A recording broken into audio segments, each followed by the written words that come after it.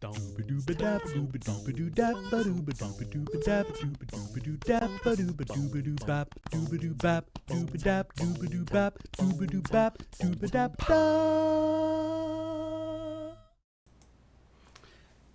everybody. God, actually, I'm gonna just check the microphone real fast. Does this? It's picking up my voice. Great! If you can see me, say hello, because I'm not gonna wear my headphones, and also I'm not gonna watch a preview of the chat. I'm just gonna be here. You are watching Loading Ready Live. No, Loading Ready runs on Loading Ready Live on the YouTube channels, but you're watching a bonus stream tonight. It's Beej's Anime Roundup that I do. I am Beej. I do it every 3 months or so. Hi, everybody. I see you all in chat saying the things, which means you're going to kind of be a part of this thing, too. My hair is crazy. You're over there, so I have to look at the camera to talk to you. But yeah, it's the Autumn 2020 Roundup that takes us all the way to the end of December. It's weird that's how that works. We're going to... I'm going to get this set up so that I know that I have the right... Yeah, that's what I wanted. To have the right thing.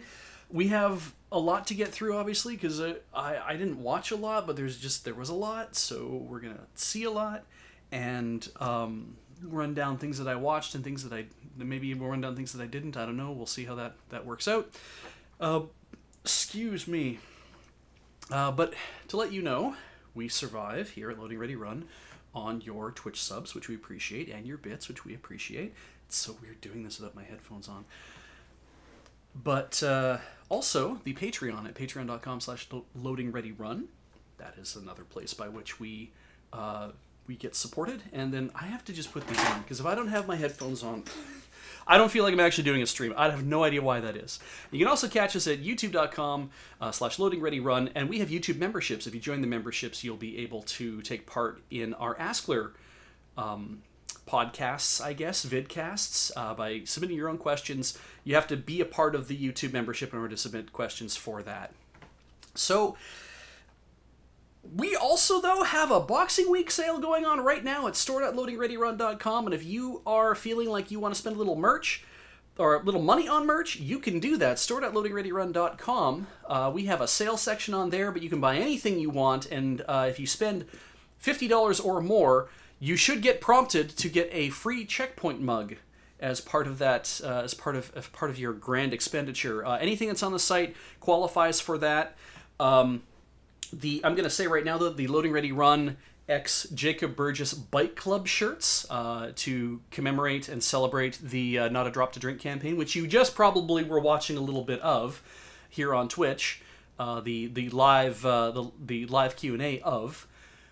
That shirt is in production. You guys are going to have to... It's not going to arrive until January because it's the holiday season. So if you are interested in buying it, you're going to have to wait until January for it to actually arrive in our warehouse. But that also ties into a weird thing. If you're from the UK, and I have to point this out because it's very important, if you're from the UK, I'm sorry to hear about Brexit. Mostly, well, for a lot of reasons, but the one that's really, pressing on us right now is due to Brexit and due to VAT and due to all the new regulations that are coming in, we can't sell anything to the UK right now because we don't have a good way to collect tax for the UK. It's complicated. It's not just to do with us. It's to do with our entire the entire fulfillment center. It is being looked into. I don't really have a part of that, but it is being looked into to try to find a solution for this. But in the meantime, it means we can't ship to the UK. Therefore, don't buy a Bike Club shirt. And if you already have bought a Bike Club shirt, please get a hold of customer service and ask them to take that off of your order. And do it the 28th and the 29th. Do it today or do it tomorrow, but do it immediately, because if you have stuff in your order as well that we can ship out right now, then they can get it in the mail at least to you and get it postmarked and get it sent on its way to the UK. Otherwise, anything that doesn't get postmarked by the cutoff date, which I believe is either the 30th or the 31st, anything by that day, it might just get turned back by the time it hits the border. And we don't want that to happen. We don't want a bunch of stuff being sent back because it takes forever for stuff to come back. Then we have to go through refunds and all these other kind of things. So please please take the Bike Club order off your orders. Please get a hold of customer service to do that, so that at least you can get other stuff.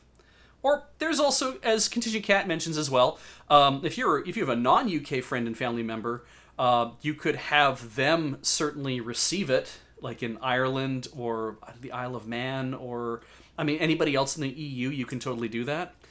So I'm sure that, or is it Jersey, Guernsey? I don't know. Anyway, if it's any of these other places, you could probably get stuff sent there instead, and then have them look at forwarding it onto you, and they can look after VAT if there's going to be VAT on it, or they can treat it like a gift, or you can do whatever. But I can't be a part of any of those things. That's kind of up to you. Sajuk asks, what about the Desert Bus photo books? All Desert Bus photo books are in the building, as were the posters. Are the last thing to arrive. In fact, we got our books before we went on the before we got on the bus. In fact, so all of that was being put together. I was told that everything Desert Bus wise has already been postmarked or has already been packed to be sent out of the building. If there are stragglers, there might be stragglers. I can't speak to that because I don't have that kind of insight into the fulfillment center. But what I was told is that everything should be on its way. That's why we were, it's like, when I heard that the posters had come in and also this UK thing had happened, I was like, oh my God, is it all going to work? And I was assured that yes, everything's going to work. We don't have to worry about that. So let's all have a drink and take a breath. All right. Tonight I'm drinking fridge tea, where I'm drinking decaf Earl Grey. I throw 2 bags in 2 liters of water. You think that wouldn't be enough, but it actually is. And I just throw it in the fridge, just cold, and let it sit for several hours. And it's so strong. It's weirdly strong. I don't know what it is about the tea bags that I'm using. I'm using President's Choice Premium Earl Grey decaf. And it makes such a good Earl Grey tea just from the fridge. Put some milk in it, and put some couple drops of stevia in there, and I'm good to go. So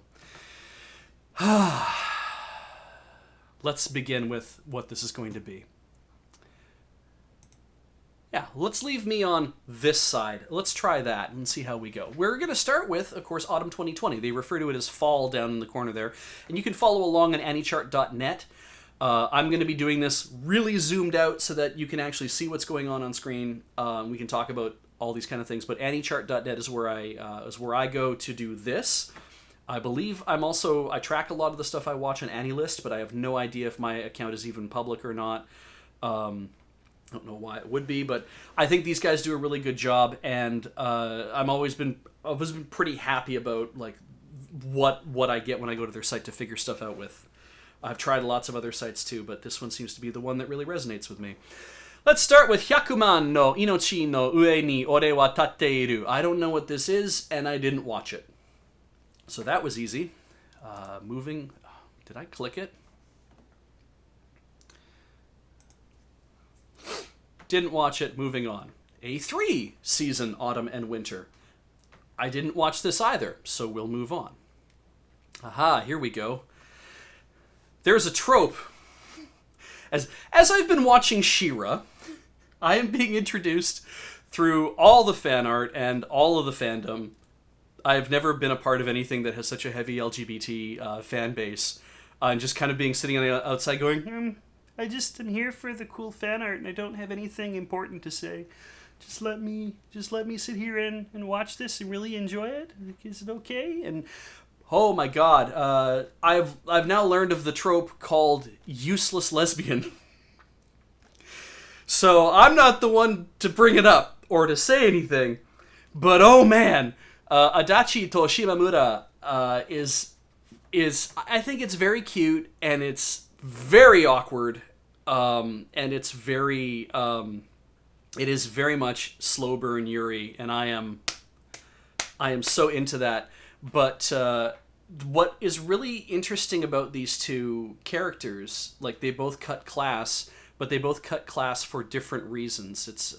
It's very Adachi's reason that she's not in class is that she just doesn't feel like she's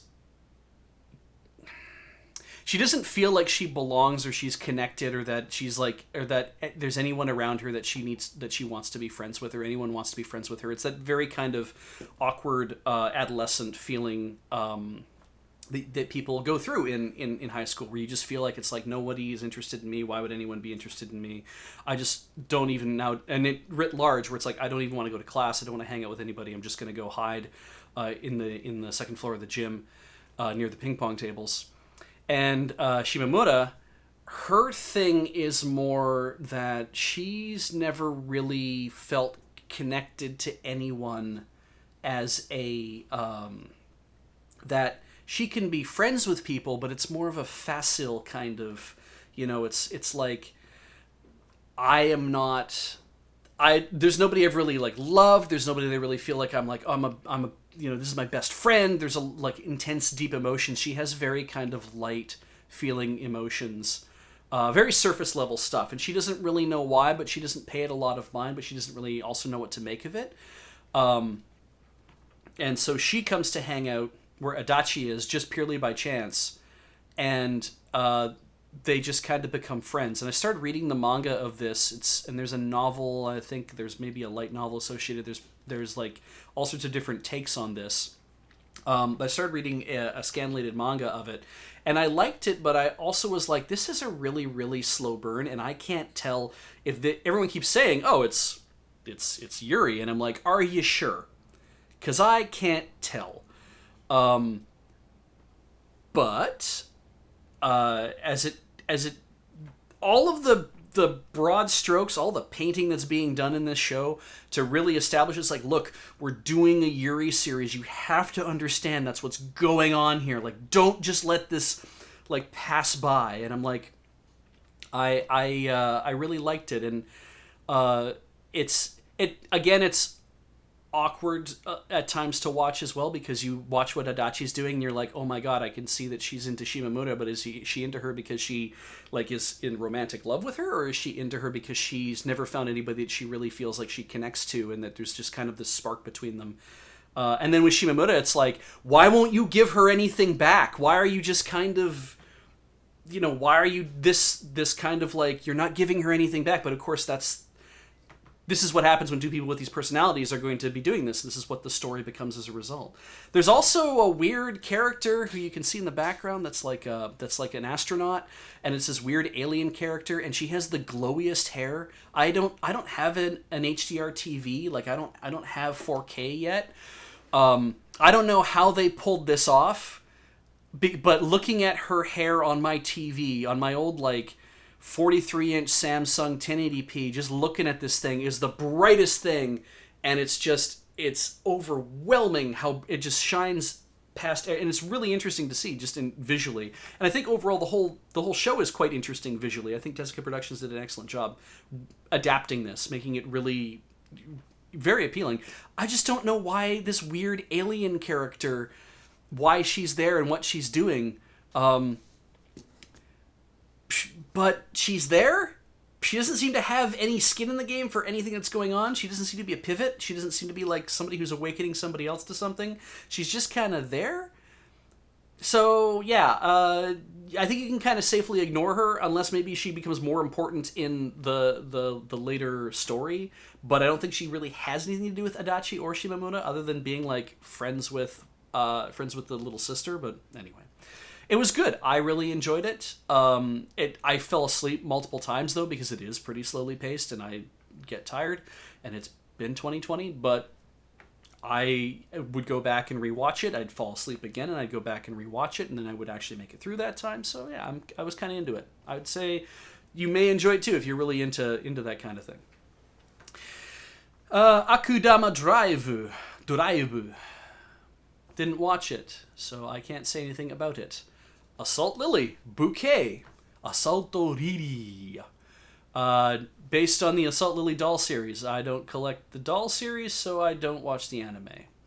D4 DJ First Mix. I think I thought about watching this, and then just kind of decided that I didn't really grab me, and so I just didn't, so we didn't. There's a Dragon Quest, Dino Daibo Ken. I don't think I even added it to my list ultimately. I talked about being interested, but I think I just ultimately passed on it, so I just passed on it. Dungeon ni deai wo motomeru no wa machigatteiru darou ka? 3? Or Danmachi 3. Third season of Is It Okay to Pick Up Girls in a Dungeon? I think that's what this is. I didn't watch the first ones. I didn't also watch Gochuman wa Sagi desu ka? Bloom. I didn't watch Bloom because I didn't watch the other seasons. Now, I dropped Golden Kamui not because it wasn't good, because it's good. But it was too much for me. And so I didn't watch the third season of Golden Kamui because I had already dropped it. I think it's fantastic that whatever bits of Ainu culture are kind of being like thrown on screen in Japan and letting people know it's like, hey, this indigenous people that lived in your country, that like on your territory, that you've just kind of sidelined and tried to completely get rid of, they're still here, they're still around, they're important. I really love that that's going on, and I love that there's a lot of like little educational stuff about this is stuff that goes on in Ainu culture, and I really like that. What I didn't like about this show was the violence of it, and there's a lot of like violence and gory stuff in the manga, and so when watching the show I was like, I'm prepared to cut out when I need to, and about like a few episodes in I was like, maybe I just need to cut out now because I know it's not going to go where I'm going to feel like I want to watch it all the time. I wasn't in the mood for it, but you should watch it. And you should make that decision for yourself because it is a neat story and it is interesting and it's pretty cool. Haikyuu to the top 2. I didn't watch the original Haikyuu, so Hanyo no Yashahime. Okay, I haven't watched the 12th episode or 10th episode, 11th episode. I think I've watched up to 10 or up to 11. This is really neat. I never watched Inuyasha. There was never Inuyasha showed up at the wrong time for me, anime-wise. Because my as the Rumiko Takahashi thing goes, it's like Urusei Yatsura, Ranma 1/2, Maison Ikkoku. Like she's just done amazing works, and then Inuyasha on top of that people really really enjoy. But I think when Inuyasha showed up in North America, I wrote it off as being specifically like this is going to be kids fare, right? It's going to be like we're targeting people up to 13 years old or whatever. It's probably it's a comedy because that's that kind of what she does. So yeah, this was never a thing I wanted to watch. So I sit down with Heather, who's seen some Inuyasha, a fair bit of it, I think. Inuyasha, like you see, if you look here, I'm gonna circle my mouse. You can kind of see it on screen over there. That's Inuyasha right there with his back turned, right? That's who that is. Probably yes. Okay, like Inuyasha and Kagome don't really show up in this show. They show up, I think, in the opening.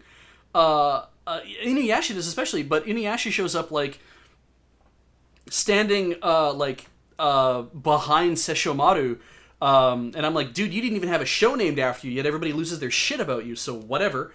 But yeah, the twin daughters of Sesshomaru and the daughter of Inuyasha and Kagome all end up getting together. There's a time slip thing, and then and Toa, who's the one with the white hair, who's super cool, gets sucked forward in time surip, and ends up and when she's like 5, so it splits Toa and Setsuna apart. Setsuna can't because of a thing that happens with the dream butterfly, she can't sleep anymore. She can't dream anymore, so she doesn't sleep anymore. She doesn't need to sleep, and so she just stays awake all the time. And she becomes this kind of like 14-year-old girl who's very like, you've seen this face before. If you've seen this face before on anime characters, you know the kind of character she is. If you've seen this face before in anime characters, you know what kind of face the character she is. And the same thing goes for Moroha. You know all 3 of these characters from looking at their faces. You know exactly the kind of tropes you're in for. That's fine. Toa ends up in like our era and ends up going to school and has cell phones and rides a bicycle but also can like fucking jump 60 feet. Like it's because Sengoku era magic, it doesn't really. She's half demon, so or quarter demon or whatever. So here we are. The girls get pulled forward in time briefly, and then they have to get sucked back in time, and now they're back in the Sengoku era again, because that's really where they all belong, but Toa's still running around in her school uniform, which is just this cool, like, white suit that she wears that's very Utena feeling, kind of like, I'm not going to wear the girl's uniform kind of thing, so I'm like, that's why I think she's rad. So, yeah. It's not bad. It's also, as you can see, episode 14 is airing soon. This is not meant to be a 13-episode series. It's meant to go on for a while. You can tell, because the pacing of the show is not leading it towards we're going to solve anything in a hurry. We're going to take our time. It definitely is Monster of the Week if you like that kind of thing. There's a through line here, and it's pretty good. I thought it was pretty good. I might even continue to watch it, but we just haven't caught up on it. I think we're on episode 11 or 12 or whatever right now. So it's just like, okay, cool. Well, that's what's going on. Again, not bad. And if you liked Inuyasha, might be a fun way to revisit that. If you've never watched Inuyasha, it's hard for me. I'm watching it because I want to learn a little bit more, but don't really want to go watch Inuyasha. And I'm kind of like, this is a pretty good series overall. I don't mind it. Will it keep my interest forever? Not sure yet. Higurashi no Naku Koro ni Go. New Higurashi anime. Wasn't into the other ones. I'm never really into horrors, so if horror appears, I'm generally not going to watch it. So, New Higurashi, I didn't watch it. Hypnosis Mike, Division Rap Battle, Rhyme Anima. I kept meaning to watch this. I haven't. Don't know if it's any good or not. I would find it hard to believe if it is. But maybe it is. I don't know. Ikebukuro Westgate Park. Opted not to watch this. I think just because of the whole, like, a rising tide of violence. Like, this sounded interesting, but I was also like, is this what I really am I in for the whole... for a season worth of whatever, and I was just like, maybe I'm not. So I did not. I hope you might enjoy it. This is tough. Let's move on to Iwa Kakeru Sport Climbing Girls. Iwa Kakeru Sport Climbing Girls. So I thought this was a different show than it was. I thought this was going to be based on this Yuri manga that I'm reading that also has to do with, like, climbing stuff, but I also thought had to do with, like, one of the girls being really good at puzzle games. Hey, that's not what this is. Somehow I conflated this and this other Yuri climbing thing with each other. Somehow I made them the same thing in my head. I don't know why. I liked this show. I liked watching, them climb stuff. I liked watching Konomi here having to, like, learn how to... Like, learning that her ability as a great puzzle gamer is actually the kind of thing that helps her figure out how to climb walls. I love the kind of effects they did with that kind of thing. The one thing I didn't like about this show is it did what I see so many other stories tend to do that seem to be very either sports-based or are just, like, shonen anime-based. Is that... I think this is a part of, like, substituting in high drama for trusting that the audience will like the material. It's like, you know what? Maybe I don't think anyone's going to like this material. So you know what I'm going to do? I'm going to introduce some assholes. And I'm going to make them all have... There's going to be at least one, maybe two assholes on every high school team that's really, really good. You'll never have an asshole on a team that's, like, really bad. So you always have assholes on teams that are really, really good. And the bigger the asshole, or the secret asshole, is the one who is, like, really, really good, and is always nice to everybody until she decides to show to the main character that she's not nice at all. She's actually a total asshole. And I say asshole a lot because it's just what I kept thinking over and over again watching all of these people. I'm like, the four girls are trying very hard to do their thing, and they want to be the best, and they're very competitive. And I wanted all the other girls who have, like, you know, their good eye for things that the sports announcers keep talking about, like, oh, she's like the Spider of the whatever, and she's like the Black Panther of whatever, and I'm like, sure, whatever. Like, I know you tend to, that I'm trying to get past that kind of stuff. It's like, I know you're going to do that because you got to get, like, a bunch of 11-year-olds to feel really cool about, you know, I'm going to be in high school and I'm going to have a nickname someday too. It's going to be rad. And I'm just like, I can't deal with it. So I don't know if I'm the right market for this kind of thing anymore. And I just felt like, what a waste of time having to dump in, like, because it's like, why does everyone have to be so shitty? Why did especially for, like, Japan, where it's like, you know, there's face is very important, right? And if you're standing there being incredibly shitty and incredibly arrogant, and you get shut down by somebody who's a first year, then it's like, it's satisfying to the audience because they're like, yeah, show the asshole. But I'm kind of like, but wouldn't their parents be upset with them for being such assholes in the first place? Being like, that's not the way that you act. That's not, you know, that reflects poorly on my family. It's like all the shit we've been taught about, like, you know, honor and integrity and that kind of thing, and, like, respecting the people that have raised you by actually trying to be a good person. I'm like, I can't deal with that. So I just, it's pretty fun. It wrapped up super fast. I'm glad it did. I'm kind of glad it's over. I don't think they're gonna do any more of it. I'd be surprised if they did. It was a lot of fun learning about how climbing works. It was a little irritating having Jun, who's the one with the amazing abs and the visible ribs here.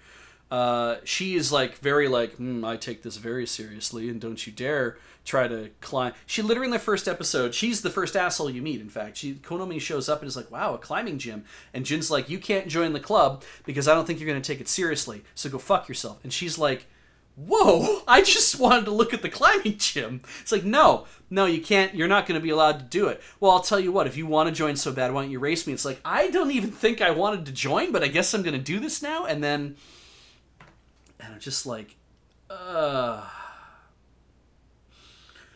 So, yeah, I liked it at times, but it was never, when an episode showed up in my list, I wasn't like, oh, yay, I get to watch this. It was like, I'm going to watch this, and I don't know how it's going to go.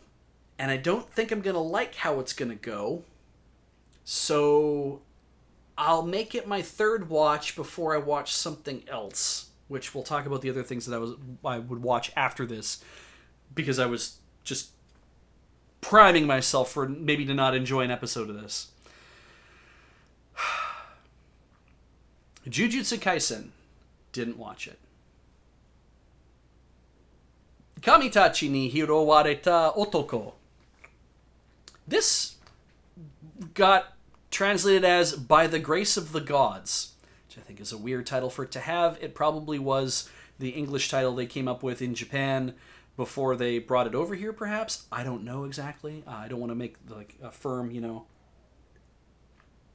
I don't want to make a firm statement in that case. But, so By the Grace of the Gods, or Kamitachi ni hirowareta otoko, is about, it's an isekai that the isekai, this part ends, the isekai part essentially becomes non-relevant about 60 seconds into the show, which is exactly, then it gets referenced again and again, but it's exactly what most modern isekais are like, where it's like, I need a reason to give a kid a reason to have great things happen to them, so we're gonna have a dude who worked at a black company, 40 years old practically, be reincarnated into a new world as like an 11-year-old, and he gets to like raise a bunch of slimes. So if you like slimes, you're in. But man, I loved this show because it was nothing bad ever happens.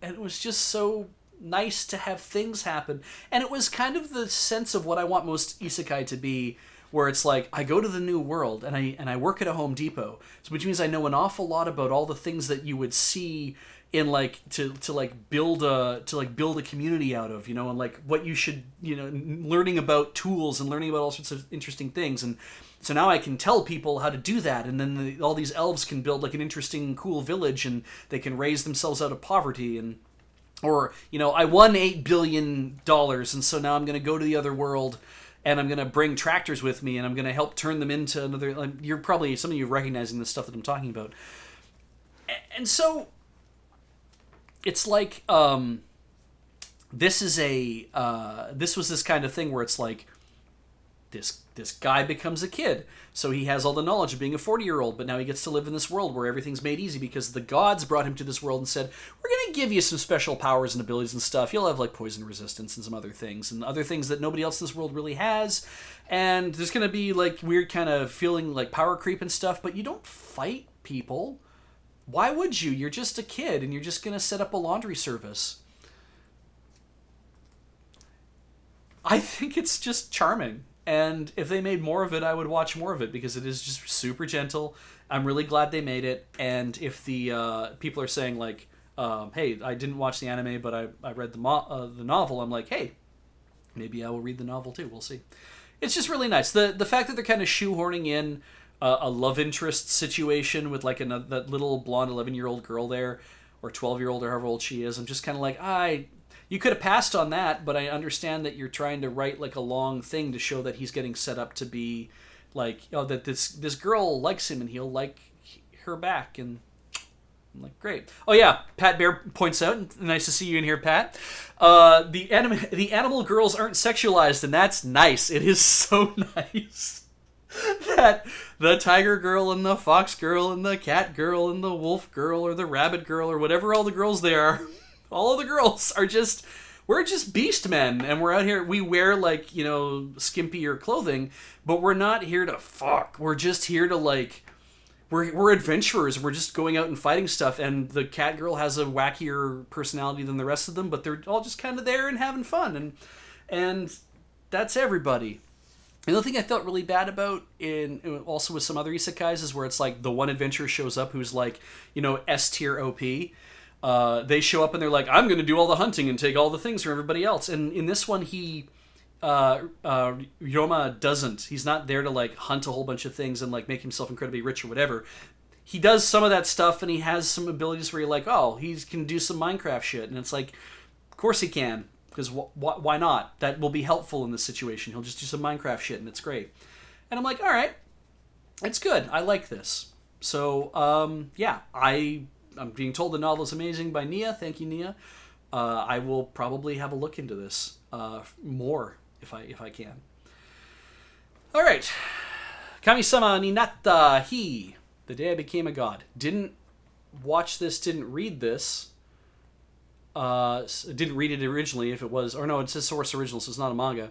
But yeah, I did not watch this, mostly because I was like, even though I know it's like comedy, romance, drama in there, when I saw the thing that said, Hina meanwhile decides for some reason to stay at his host, and they begin a tumultuous vacation and facing the end of the world together, and I was kind of like, not really into watching world-ending stuff, even if it is a comedy.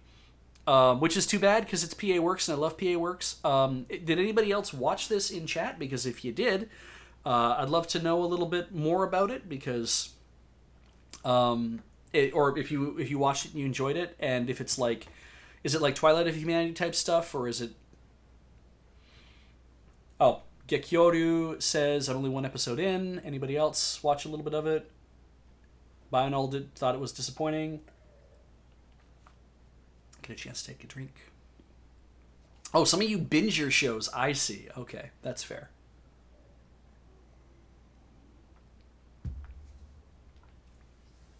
Anyway.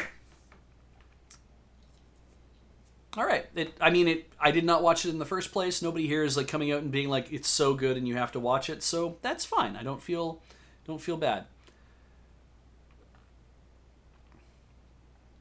Right. Kimi to boku no saigo no senjo arui wa sekai ga hajimaru seisen. That one on the right, I thought was a handsome lady. I thought this was going to be, especially because, with the ecchi fantasy romance action thing, I was like, oh, hey, yeah, busty blonde lady, short-haired, handsome, black-haired, handsome lady. I was like, yes, good. I'm into this weird Yuri thing you've got going on. One is a witch and one is not, and what will happen, and da-da-da-da-da. No, it ain't. It is not. It's certainly, definitely, that is a boy, that is a girl. Definitely. He's OP and has been locked in prison because he is too OP, and then he did a bad thing that the people didn't like him to do. The people who are in charge of his country didn't like him to do, and so then they're like, "But we're gonna let you out and give you one more chance. All you need to do is kill her." And he's like, "Yeah, okay, I can do that. The witches are our enemy anyway." So give me an army transport truck. It's the future, but give me a cool transport truck, and I'll assemble my team, and we'll go into the forest and to like a power station or something, I can't remember, and then I will run into each other somehow, and then we'll all fight, but then we won't be able to fight each other completely, because it turns out that while the witch has incredibly OP powers, this dude has incredibly OP powers as well. And I was like,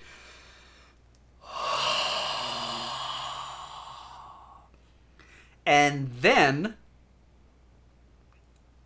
the episode ends with the two of them not knowing this, but they both end up in the neutral city, because you have to have a neutral city in order for this kind of stuff to get started. At the opera, he's sitting behind her at the opera. She's crying because it's touched her so much at the opera.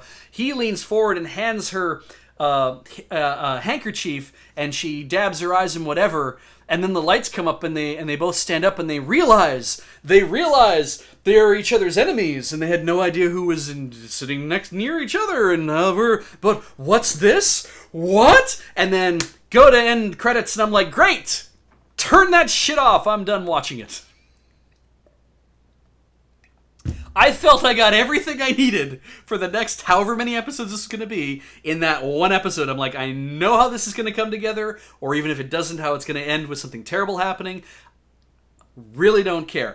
Just that 30 seconds where they recognize each other in the opera house, and they realize what's going on, and they realize they kind of like have that blushy kind of, oh my god, okay, I can feel sorry for the, yes. I was like, cool.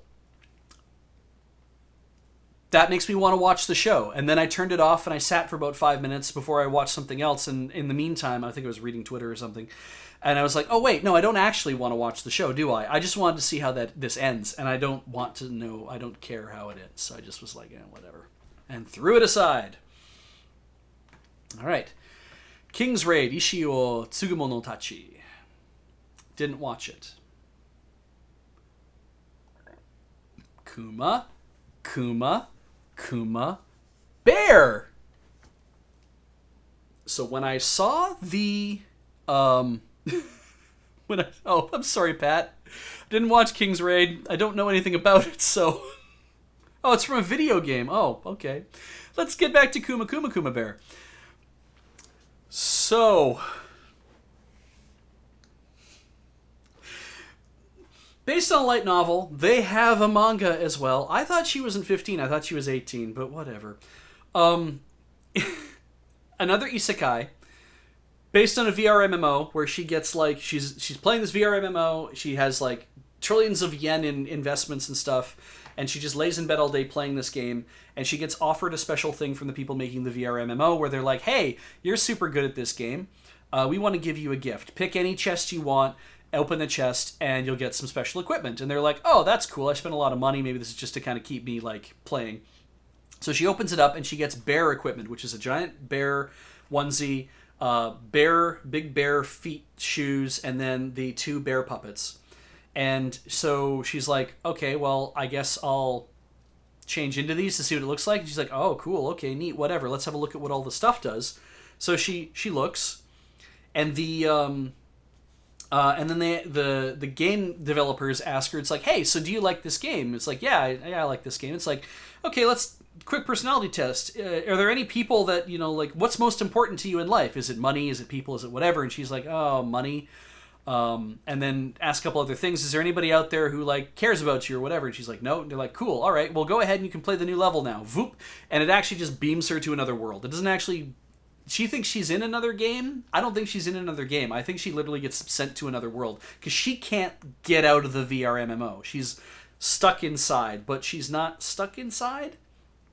I think she's just in a new world in some other place. And everyone thinks she's a bear, except she's not. And she has many, many, many OP powers. And I'm like, oh, good, another OP VR type thing, another isekai where the main character is incredibly overpowered.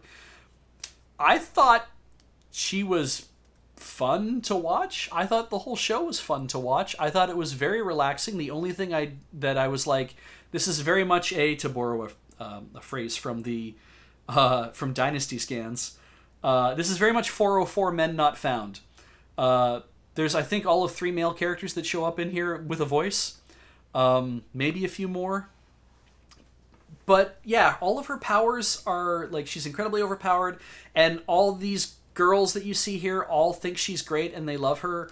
And they want to hang out because she's super cute. And I think she likes hanging out with all these younger girls too. And she can do anything she wants with her bear powers. I'm summing that up poorly, but she can do them more powerfully if she imagines them like a bear. For example, that house that's behind them, she built that. The reason it's such a great house is because she had to imagine it being bear themed in some way. Otherwise it wouldn't be as good.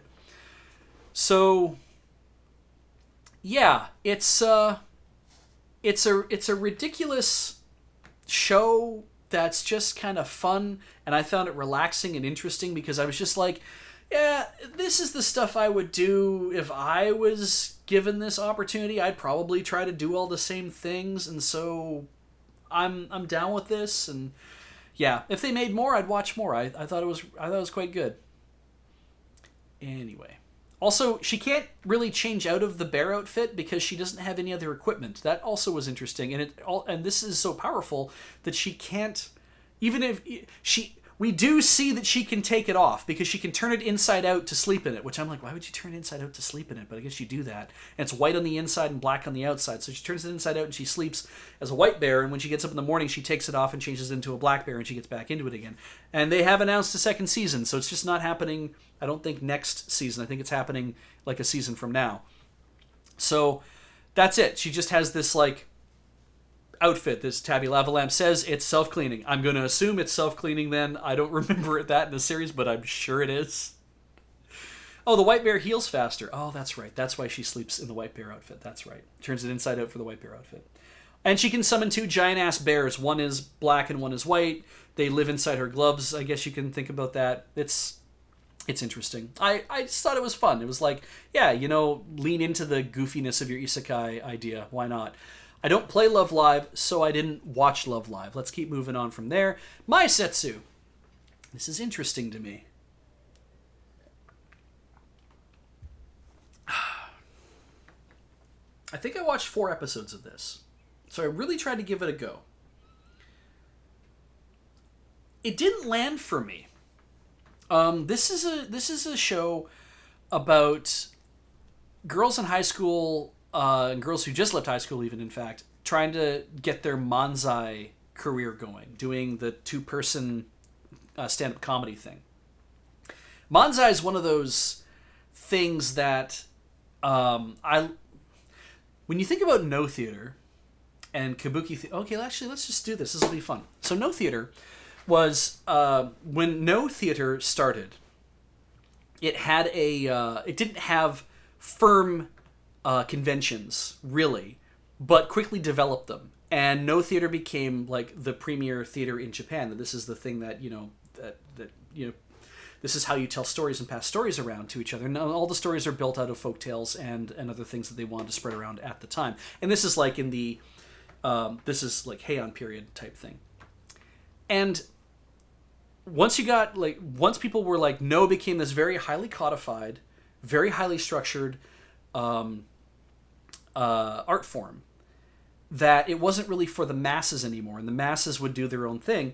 But then Kabuki came about, and Kabuki was really just hey, some of us ladies are gathering at the riverbank on a stage, and we're gonna put on fun, hilarious, little like one act plays or whatever, and they're gonna get bigger and bigger and more popular. And they're in a lot of ways, as it got more and more popular. As kabuki got more and more popular, it also was basically a way to become a front for prostitution. To be like, hey, you see the ladies up on stage? Well, you can have them for an evening or an hour or whatever it is.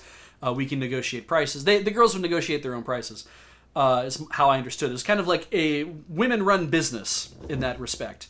And so, though, it just became a popular art form. But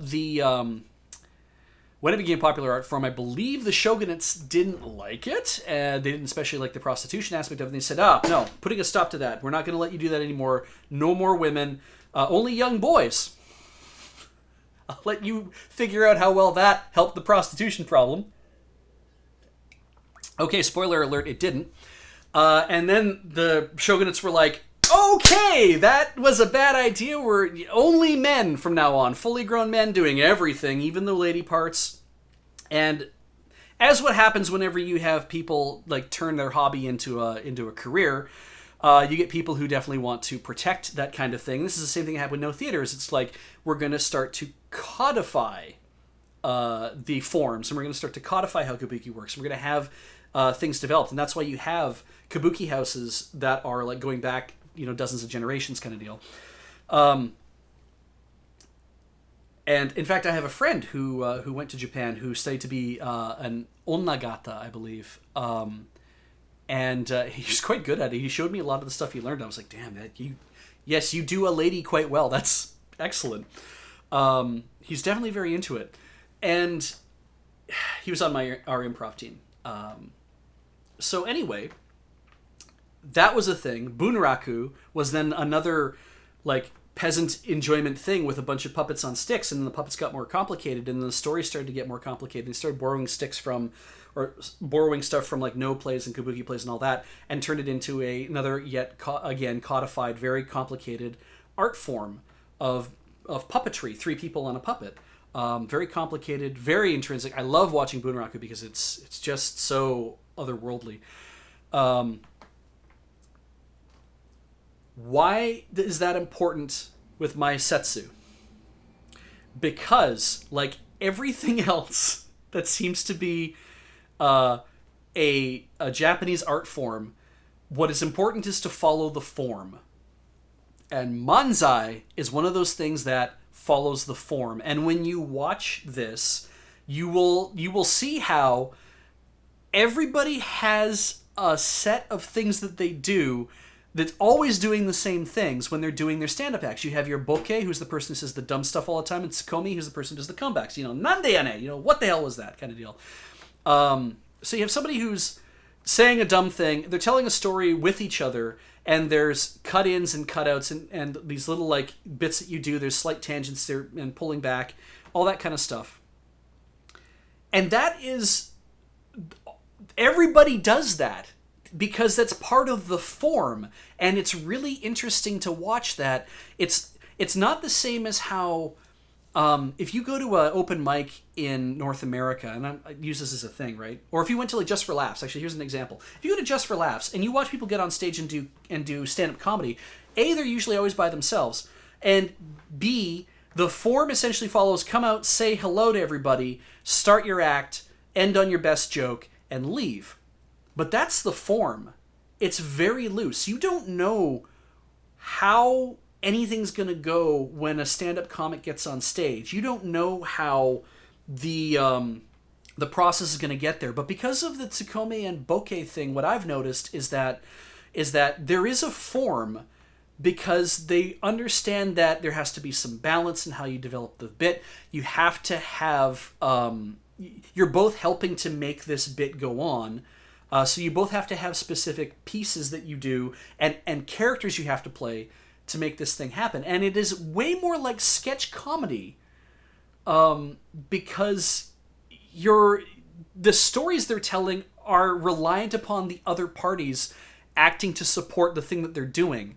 The Sklar Brothers. Oh, Pat, that's so good that you brought up the Sklar Brothers. The Sklar Brothers, I agree with what Pat's saying. They are the closest thing to modern manzai in North America because they are twins and they have a very heavy structure for how they do things. If you watch them, you watch some of their old stuff from the 90s, they are bang on.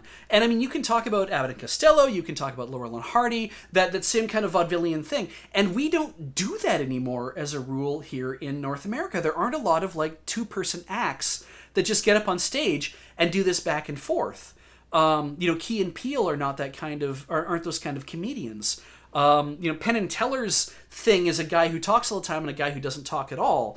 And it's really interesting to watch this thing of, we know we have to follow the form, and the form is important because otherwise people don't buy it as manzai, and they don't think it's funny because it's not following the form, and it's kind of wild. Like, I didn't expect to see that, but man, I can't watch this show because either it's, oh my god, I'm watching them die on stage and I know what that feels like, or oh my, their bits aren't very good, and I think the reason their bits aren't good is because we're supposed to watch them develop the bits and fix them over time.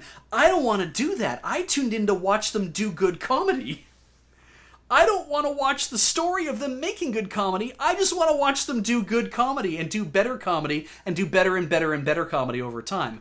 So there are some stories here where I'm just like, the acts they're doing where I'm like, not really into this. And there's a lot of stuff in Japanese comedy that I would love to steal for use in Loading Ready Run. I would love us to do one of those, 24-hour no laughing challenges. That has come up before. We've had conversations where several of us have been like, how could we even do that? You can't do it now, but how could you even do a thing like that? How could we even afford to do it?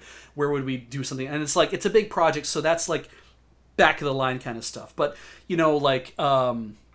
other things that you'll, what are some of the other things that you'll see that I just love? The zabuton thing where people have to, which is very like Scenes from a Hat, but it is like you get cushions underneath you for like doing a good job of making the audience laugh with a thing. So I'm going to say a thing, that's also a very like structured bit where Scenes from a Hat is where an announcer says, here is the premise, and then somebody walks forward and says a single line or two lines that establish the presence, the premise, and tell the joke, and then they go stand off stage again. I'm not a fan of that. We used to do it a lot in improv, and I'm not a fan of it anymore because I feel in a lot of ways that that is improv, but it's not. It's very dependent upon getting premises and people who can respond to the premises, and it feels a little game showy, and I'm like, I'm not really into that. So I think better improv comes out of being able to build a story out of something. As an example, like when we did the recent in Loading Ready Live, when we did the recent thing with Santa, there was a lot of workshopping of that bit behind the scenes where we talked about what's something that takes this beyond just saying, this is what I want for Christmas, here's a funny thing I want for Christmas. Like, what if we actually had to make it a thing where we did something bad. And I put this on Ian because Ian brought up the confessional thing, and he was like, yeah. And I was like, actually, yeah. Where we did something bad, we're on the naughty list, and then he has to give us a punishment. And then we have to draw those two things together so that they make sense with each other. It's very Random Lines kind of feeling. And that Random Lines is a game where when you only are pulling stuff from your pocket to say a line, to say a piece of dialogue, and that dialogue has to fit with what you've just done, so you have to justify it somehow. Sometimes you can't, so you throw it away and you move on, but you really try to build stuff in. And that's what I really loved about that kind of thing. And so that gave us an opportunity to try to tell more of a story to people rather than just being like, I said a thing and then we move on. So Maya Setsu lost me because I just felt like it wasn't what I wanted it to be immediately, and over the course of several episodes I didn't feel like it was going to get to the point where I wanted it to be. And so I felt like I would probably enjoy watching the last couple episodes, but also I think the thing that also bugged me a bit about this, I have no idea if I'm offline or not, because I can't see anybody type in chat, so I'm going to assume that everything's fine. But what bugged me a little bit about it was that I think when they mentioned there was like a tournament to perform at a thing to win a contest, I was like, oh, it's that kind of thing. I don't know if I want to put the time in, because something about tournaments now bugs me, and it's hard for me to be. I wanted to see them succeed on like trying to like getting a big break, being discovered by somebody at like the subway station, putting in a video and having somebody pulling that in. I'm just like, I don't want to watch them enter a contest and either watching them win or watching them fail. I'm like, I just and having a competition, and I'm like, that kind of just pulled me right out of it, which is too bad, because watching their senpai, the 20 or like mid 20-year-olds ones, the ones who are almost 30, Freak, watching them do their bits, I was like, you can tell these guys are funny. You can tell they're building to stuff. They don't have their bit yet. They don't have the thing that's going to make them, that's going to like get all of Japan to pay attention to them, right?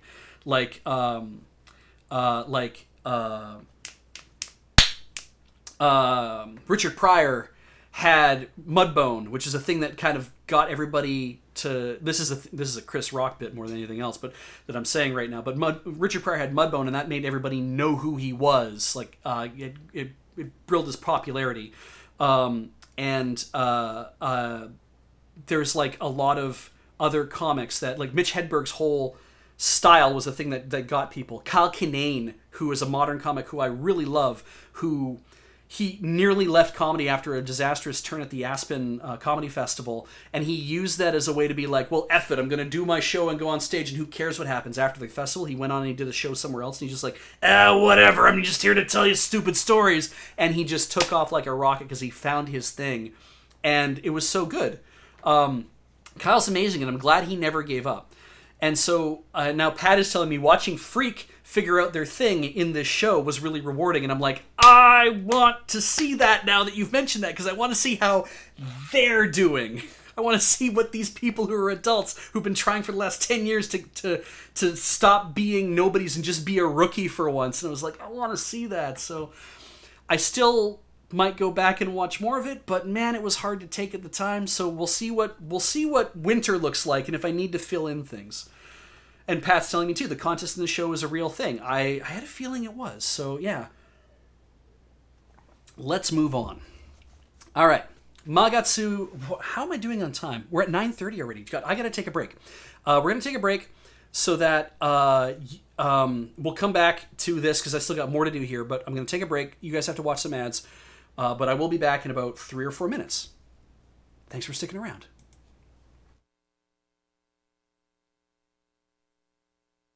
And we're back. If you did not hear at the beginning of the episode, this is Loading Ready Run. We're doing me talking about the anime that I watched in fall of 2020, in autumn of 2020. And I have to, let's see. I have to either pick up the speed or just keep talking as long as I want. We'll see what that looks like. I'm going to have a Fisherman's Friend right now. Extra strong, because that's the only type that I like. And, yeah, it's, let's get back into this so I can kind of motor along. I guess I should say, too, if you like what we do here in Loading Ready Run, patreon.com/loadingreadyrun is our Patreon. You can give Twitch subs or Twitch bits here. We'll do subs, I think, after the show is done. I don't think there's going to have a lot here, and that's fine. And also YouTube. We have YouTube memberships where you can join that.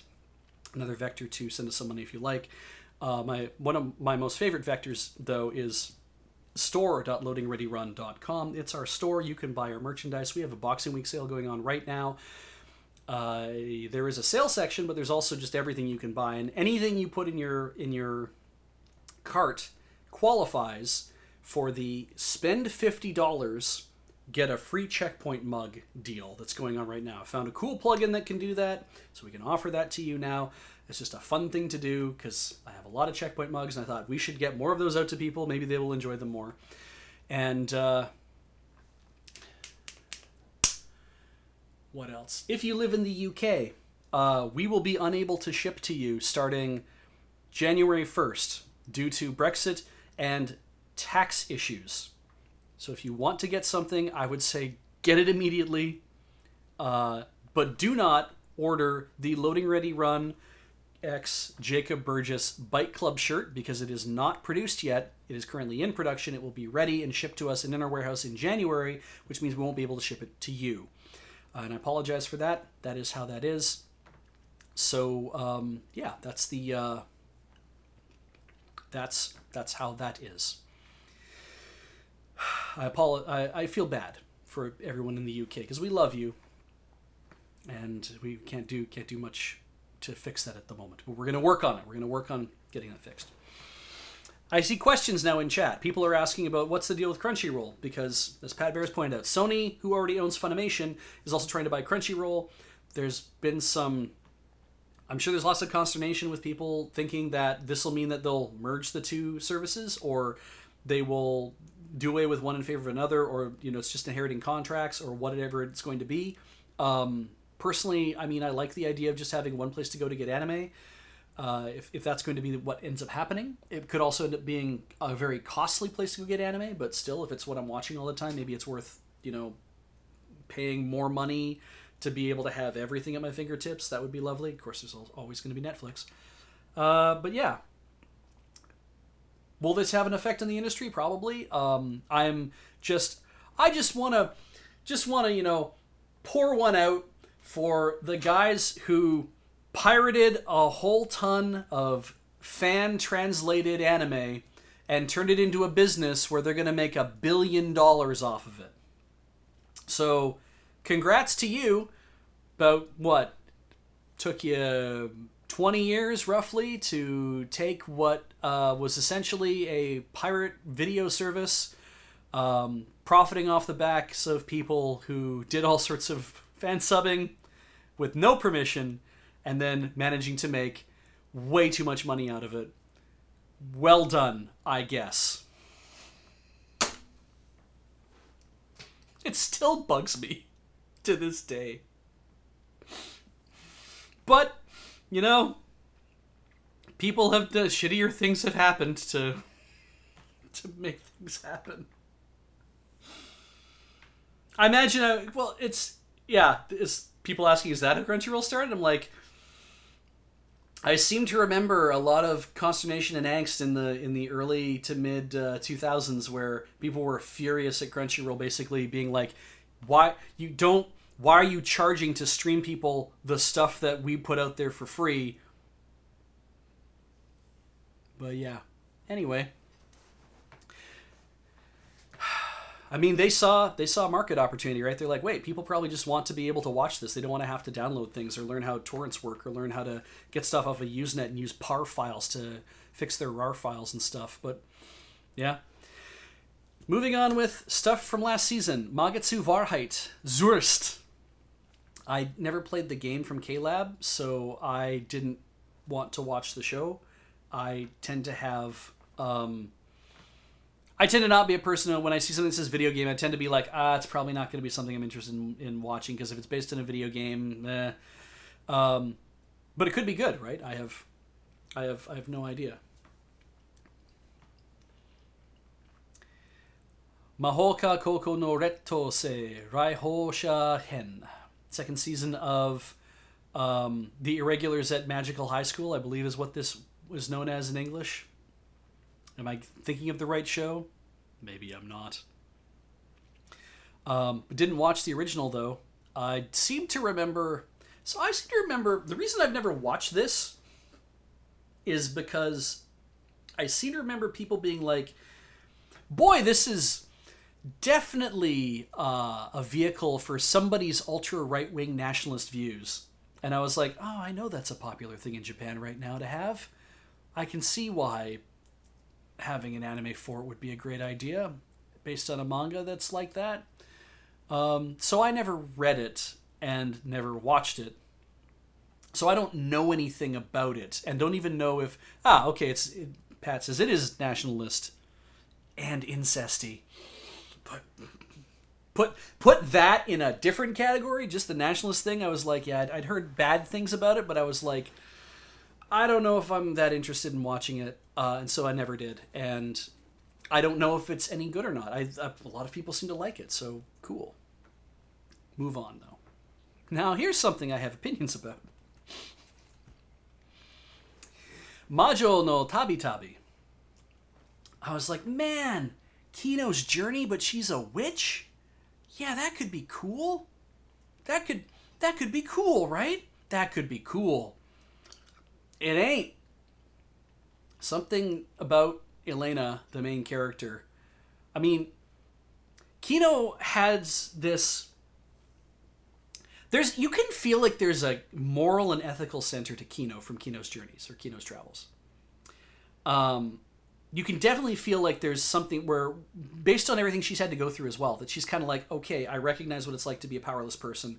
I work very hard so I don't have to be a powerless person. But I also recognize that within the constructs of the countries and within all the other stuff that I'm doing, that I have I am very vulnerable. And I'm going to try to reduce my own vulnerability, and that's going to also then influence how I interact with the things that go on in this country. I'm going to, when I visit a new country, I'm going to be, or a city, state, whatever you want to call them, I'm going to be very, standoffish. Be aloof for a lot of good reasons. If I have an opportunity to do some good in a country where I see something bad going on, I might do that. But at the same time, I also realize that my power is very limited.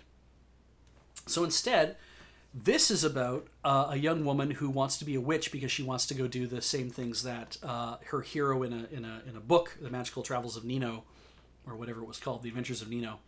She wants to go do the same thing. So she studies to be a witch, and we see all this in the first episode. And we're like, oh man, this actually looks kind of cool. That she's going to be like, she's going to try to be a witch, and you're going to be a witch, and it's going to be okay, great. And she then starts to go out and travel, and she has all of this power, because she's the youngest ever fully ranked witch. And you'd think that would lead to her being like, being able to use her power or her abilities. And she's like, oh, people are like, Miss Witch, all these kind of things. But she doesn't. And in some ways, it's like, I don't want you to have to interfere because I know that all you're doing is trying to get a look at what's going on. But it's never made clear to me that you give a shit. That you're more just like, oh, this is happening, so I'm going to just have a story to tell about it. And now I'm on to another place. It's like, there's always seems to be more that she could have done because the situations are set up in a way to be like, but she could intervene. She literally could she should intervene, perhaps. Maybe she is able to intervene, but she's like, I'm not going to intervene. I don't care. I'm not even going to... When the weird flower zombies in like the second or third episode start marching on that town, I'm not going to go tell them, it's like, hey, just so you know, the weird flower zombies are coming to your town. You might want to, prepare for that. She doesn't notice. She doesn't give a shit. She just flies on, and I'm like, great. So, yeah. I was just kind of like, I don't like this because I don't buy that you can be an dispassionate observer because you seem very self-centered. And Kino always struck me as somebody that was like, you watch her and you're like, I can't tell if she's self-centered or not. And then you kind of start to realize she's not. But she realizes where she fits as the cog in the wheel. So... Pat gives us a spoiler. The ending reveals that something happened that did affect her. It feels very forced. All right. We gave up. Heather and I, after we watched the one where we watched like the 10th or 11th episode that involved time travel, and we were like, we'll finish out the episode. I think it's the last one we're going to watch. I think we're done. I think this is the last we're going to... bother with this. It just kind of hard... dropped me. I was like, I don't buy it. So that's fine though, because there's always this. Thank you, Doga Kobo, for making what I think is an excellent. I couldn't believe this is a top-notch adaptation of a manga. It does everything so well. Of the things that I love about watching the show, all the little bits are there.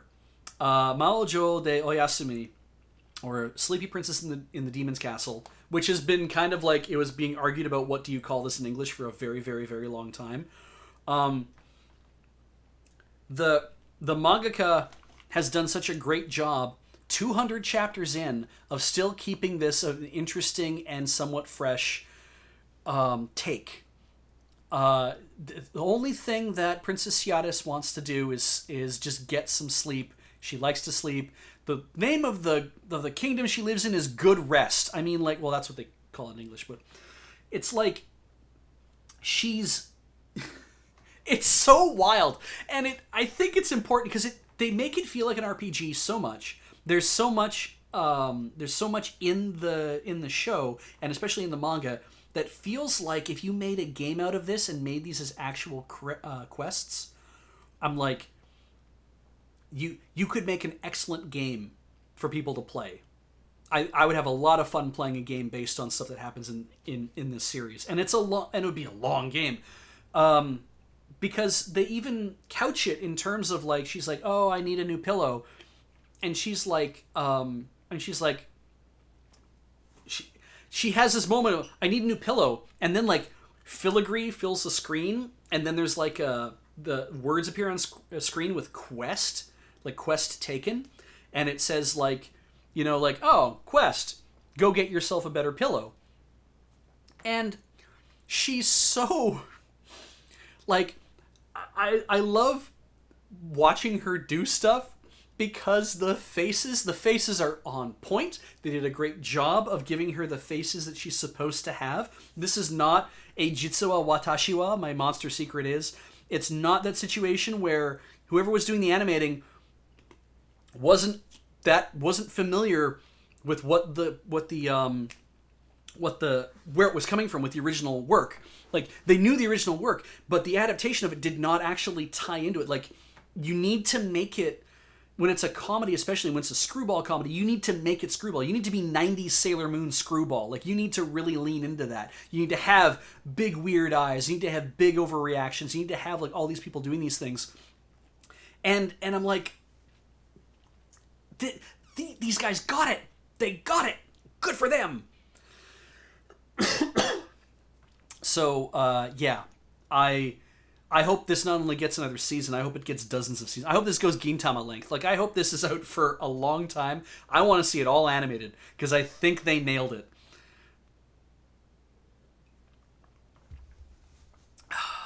And yeah, and Pat, right, the VO, the Seiyu is, she does such a great job of bringing Ciatis to life. Because she sounds like the kind of, like, when I heard her do the voice, I was like, yeah, that's what she sounds like. Yeah, what? Yeah, that's I'm not familiar with ReZero. I'm not familiar with Is It Wrong to Pick Up Girls in the Dungeon? I'm not familiar with the other characters that the Seiyu has done. Just at the moment I heard her do this voice, when I heard the voice come out of the princess, I was like, yeah, yeah, that's her. And I'm like, oh, they did it. They did a good adaptation of it, and I can't wait to see more of it. And I love, like, if you watch the show, you're going to see the hero a lot. In the manga, we're 200 chapters into the manga, the hero never matters. He is an appendage. He's not even an appendage. He's a skin tag. He's not part of the show at all. This is 5 stars. I love this show. Definitely watch it. Oh yeah, QB, suck you. Yeah. All right. Muno no Nana. Muno Nanana. That's fun to say. Again, though, horror tag, so I didn't check it out. So I don't know if it's any good or not. Noblesse. Didn't watch this either, so no comments on that. Ochikobore Fruit Tart. Didn't watch this. Yeah, I don't know, the let's get the band back together and save the orphanage plot, I'm sure is great. I didn't watch it. Osamatsu-san 3.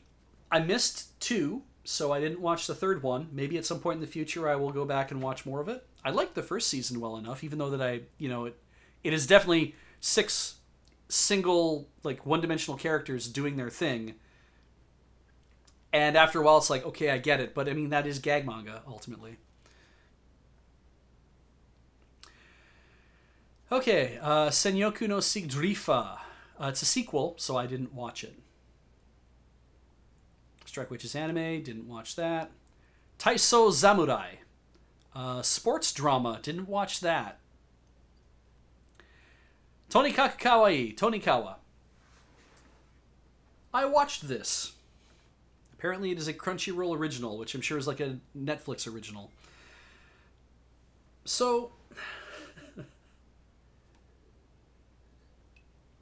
I liked this. I have not read it. I have seen it. I have seen it show up in my manga rolls as, like, it's 300 chapters or whatever it is now. It's so long, apparently. And it's just a story about a guy who, when he's in he's in middle school, he gets hit by a truck because he, like, runs into the street to try to meet this beautiful girl, Tsukasa, and she ends up saving him. And he's like, I'm in love with you, and she's like, sure, that's fine. I would totally go out with you, but we'd have to marry each other. And bye. And she just pieces out. And he's like, I'm going to the hospital. And he goes to the hospital, loses track of her entirely. She never comes and finds him. I think this is an interesting thing. It's like a year later, he aces his entrance exams because he's like top student. He decides to work a part-time job and live by himself because what he's trying to do is find her. So he takes a bunch of part-time jobs to try to, like, work in as many places as he can to try to see her. And then finally he turns 18. She shows up at his door with at his apartment door with a suitcase and says, hey, I'm here now. Let's get married. And he's like, yeah, because I've spent the last 3 years looking for you and I don't want you to leave ever again. So let's get married. So they get married at 18. It's weird. But I think she's from the moon? I'm not sure. Because like I say, this thing has chapters. It has hundreds of chapters. But man, the moon imagery in this show shows up a lot. She says some suspicious stuff that makes it sound like that she knows more things about what it's like to live in the Heian period and the Kamakura period and like the Tale of the Princess Kaguya type periods. Yeah. So I don't really know what to make of her. It's interesting though, and I think it's fun. I'm like 18-year-old boy, bit of an herbivore with a totally cute wife who's totally into her, and I'm getting a little sick of the whole, like, I am too embarrassed to hold your hand. I'm too embarrassed to give you a kiss. I'm like, dog, that ain't me. That was never me. You are very hard to relate to. I don't get this.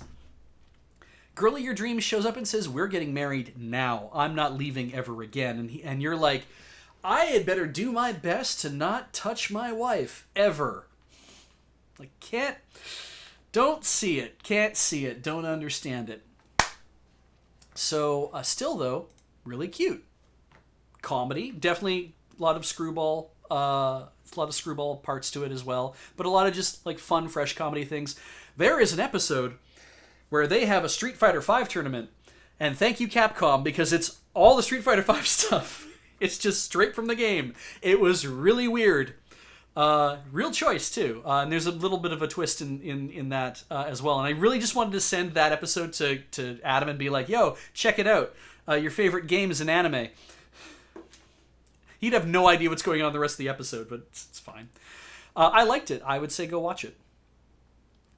Tsukuita, the animation sequel, didn't watch that, or next season rather. Yukoku no Moriarty, I decided I didn't give a crap about Sherlock Holmes or Moriarty.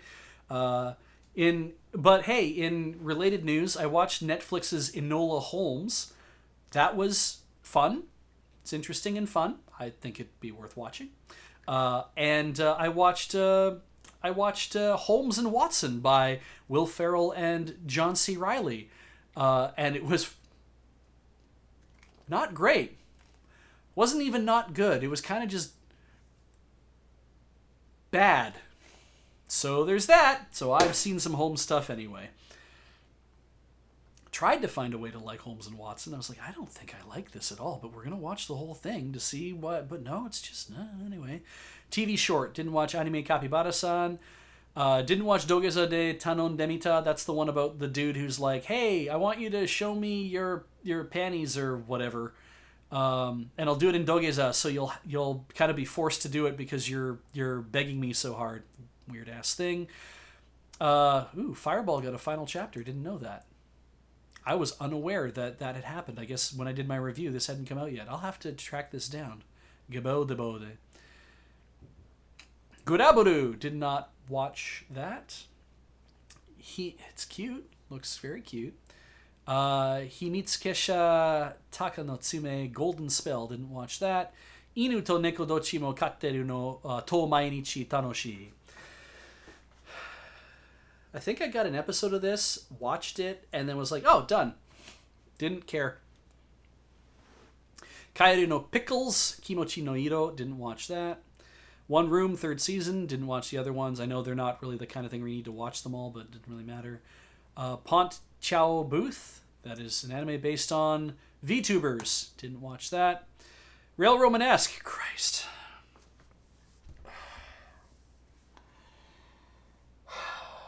I could understand this show if it was actually going to sell us the things that they were coming up with.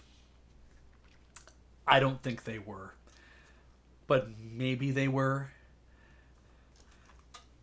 Just a bunch of lesbian trains, apparently. Like, just... This was like 5 minutes long, and like 5 episodes in, I was like, I get what this is, and I want it to be anything but, and I just want it to go away, but I keep watching the rest of it, and I don't care. Is that an onsen episode in episode 11? What? Why? They're all in the onsen, and we get to... Why? It seems like it's so shameless for what it is. Oh, Pat, really? The season 2 is coming next year? Oh, I can't. I won't. I could understand if it was like, we're gonna sell you these things that were these cool ideas for merchandise. I'm like, I like this idea because the kind of the marketing thing of what's some way we can take the cool glass stuff that we make in our city and make it. What if we make a glass thing that looks like the train smokestack because we're still as like, oh, what a great idea. I'm like, yeah, okay, this is interesting. Then the 2 of the girls are going to go on a date and be real irritating. It's like, oh no, I can't. Don't.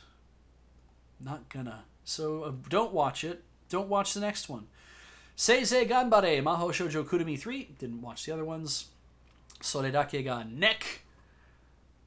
This looks kind of cool. I hadn't heard of this. The employees of the Hot Mart may seem a bit ordinary and mundane, from slightly unproductive chatter and everyone's obsession with technology to the laziness of the store manager. Is everyone okay? But with everyone, everything isn't as it seems, especially with Muto, the mysterious worker whose face is concealed and is followed by an ominous cat.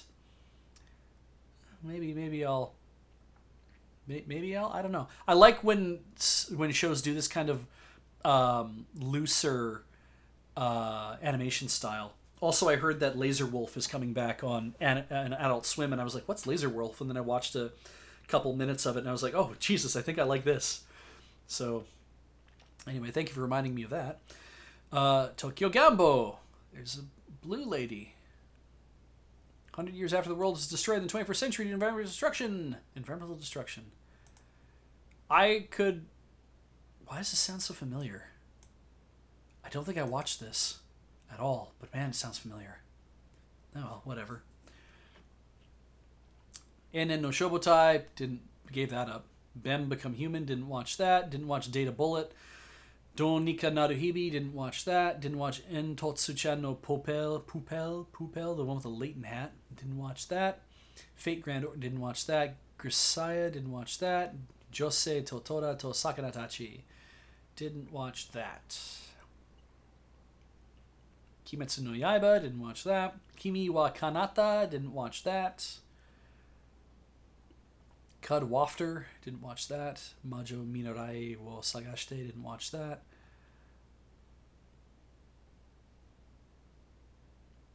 It sounds familiar though. Anyway.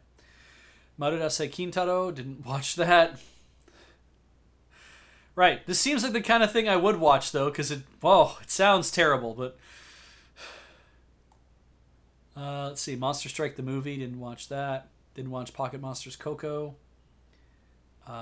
Didn't watch the Precure movie. Didn't watch Sokyu no Fafnir. Didn't watch Tonen Bun no Watashi e.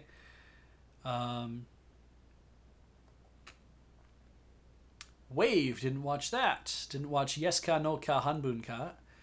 And then Bear Bear Bear Kuma. I did not watch the mini animation spin-off, but I probably should watch it.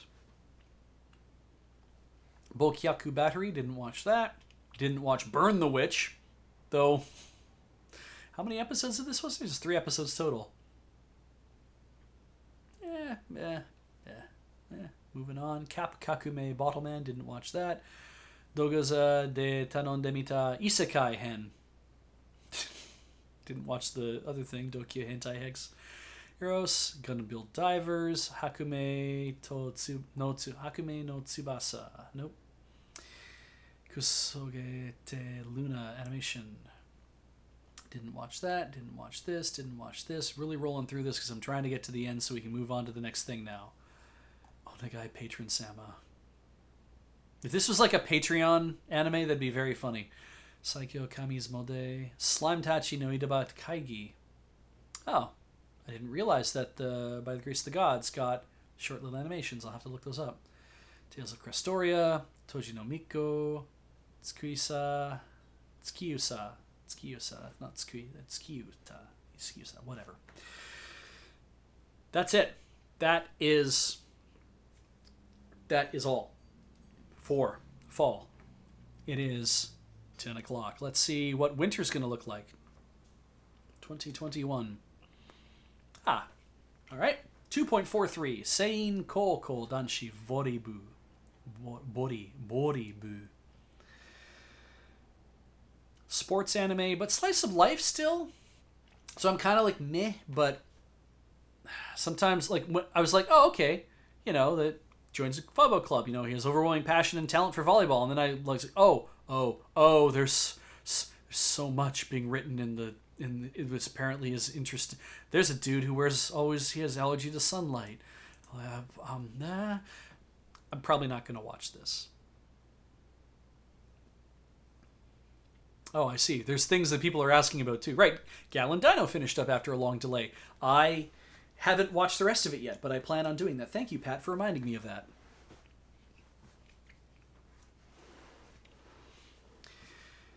Okay. Should I actually do questions for autumn, or should we just move on? Really, I'm curious. I will wait like a minute to see if anybody has any questions about things that come in autumn before we move on to what's coming up in winter.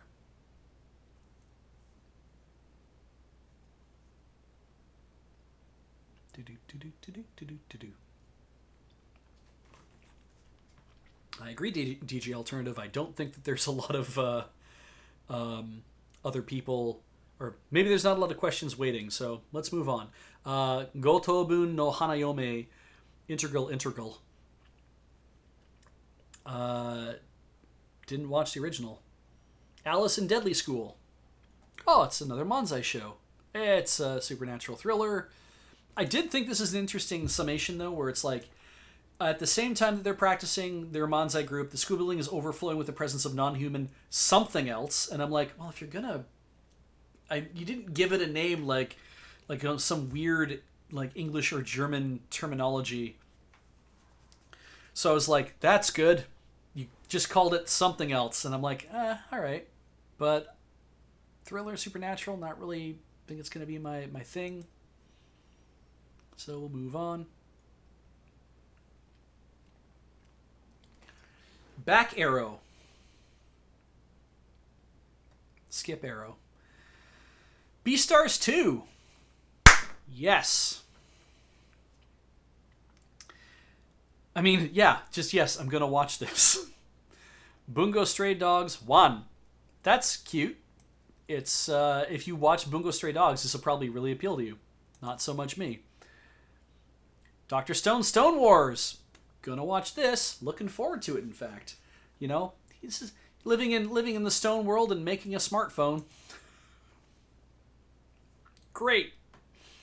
I don't know why it had to be a smartphone of all things. Why it couldn't just be like telegraph or like some sort of like radio or whatever. It's like, no, we're making a smartphone. I'm like, okay, cool.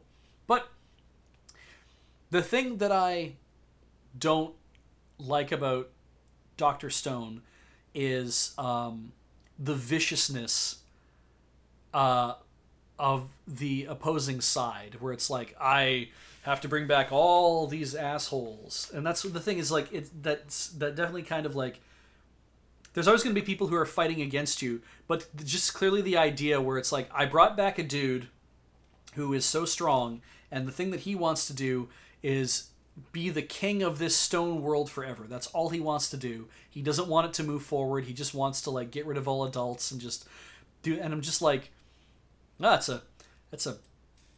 a terrible thing. I wouldn't want that, and nobody else is supposed to. That's why he's the villain. And I'm just like, I hate that I'm having to watch this dude and his viewpoint. But anyway, all right. X-Arm, I don't know. Let's see here. 2014. High school student who hates machines, wants to change himself for the better and tries to take the first step into doing that. He gets run over by a truck. Fast forward to 2030.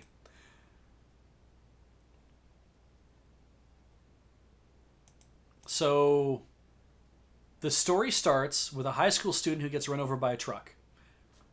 And then we go to 2030. I think more shows should start with a main character, build them up, and then immediately kill them and never reference them again. I think that's what should happen, and that's what I think is happening here. They just killed a guy off in the beginning, and they're telling you about him in the synopsis because they need you to know that they're willing to do that with somebody they think should be the main character. They just get rid of him.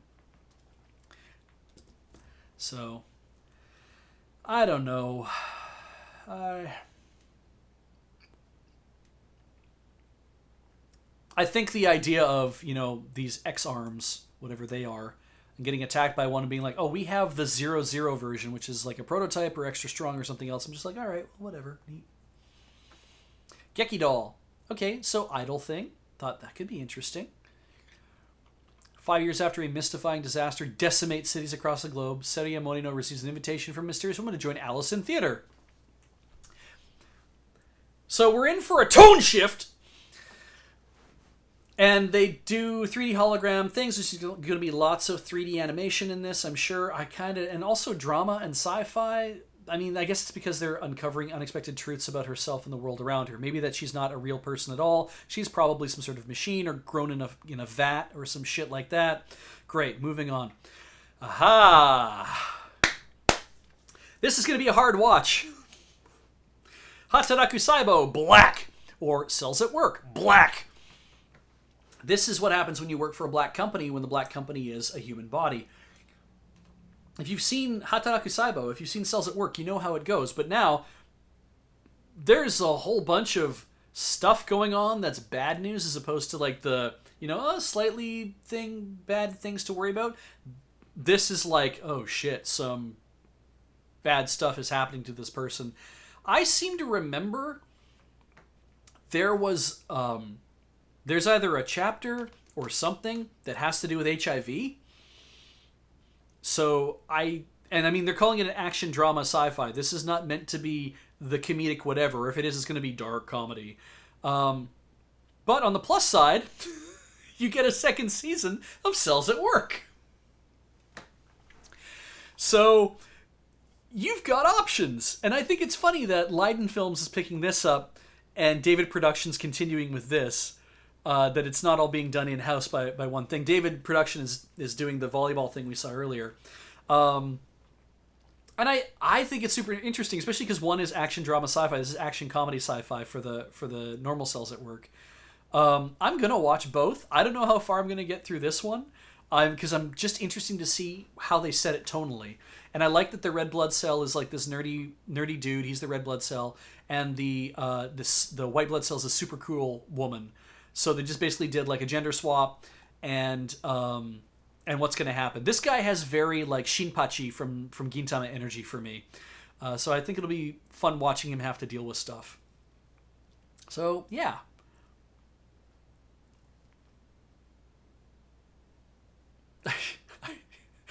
I do like that Pat's reaction of why are both you already knew this, Pat, but you're also like, why are both coming out at the same time? And the answers though were like Gekyoru kind of puts it succinctly where it's like, then people don't expect that Black is a sequel to White. Because I can imagine that happening. Holy shit. People would just lose their minds. They're like, what happened to the people in the body? So yeah. Put them both out at the same time. Different production companies is an interesting idea, but maybe Leiden Films might have more of that kind of action-y, dark, everything's exploding kind of work. Might be what they do. I'm not sure. I mean, David Production does JoJo, so anyway. I am so excited. Because I'm watching both the Hataraku Saibo, but I'm so excited about Horimiya. Because there was a Hori-san and Miyamoto-kun OVA that came out a little while ago. 3 episodes. Very rudimentary animation. I was just like, okay, that's cool that you did that. That's kind of neat, but we might never actually see the real show. But Horimiya means it's getting a show. But this is over 100 episodes or 100 chapters. So I don't know how many episodes they're going to do. Probably we'll get a 13 out of this, maybe a 26 out of this, and we'll get what we get. Now, the nice thing about Horimiya is that it's not...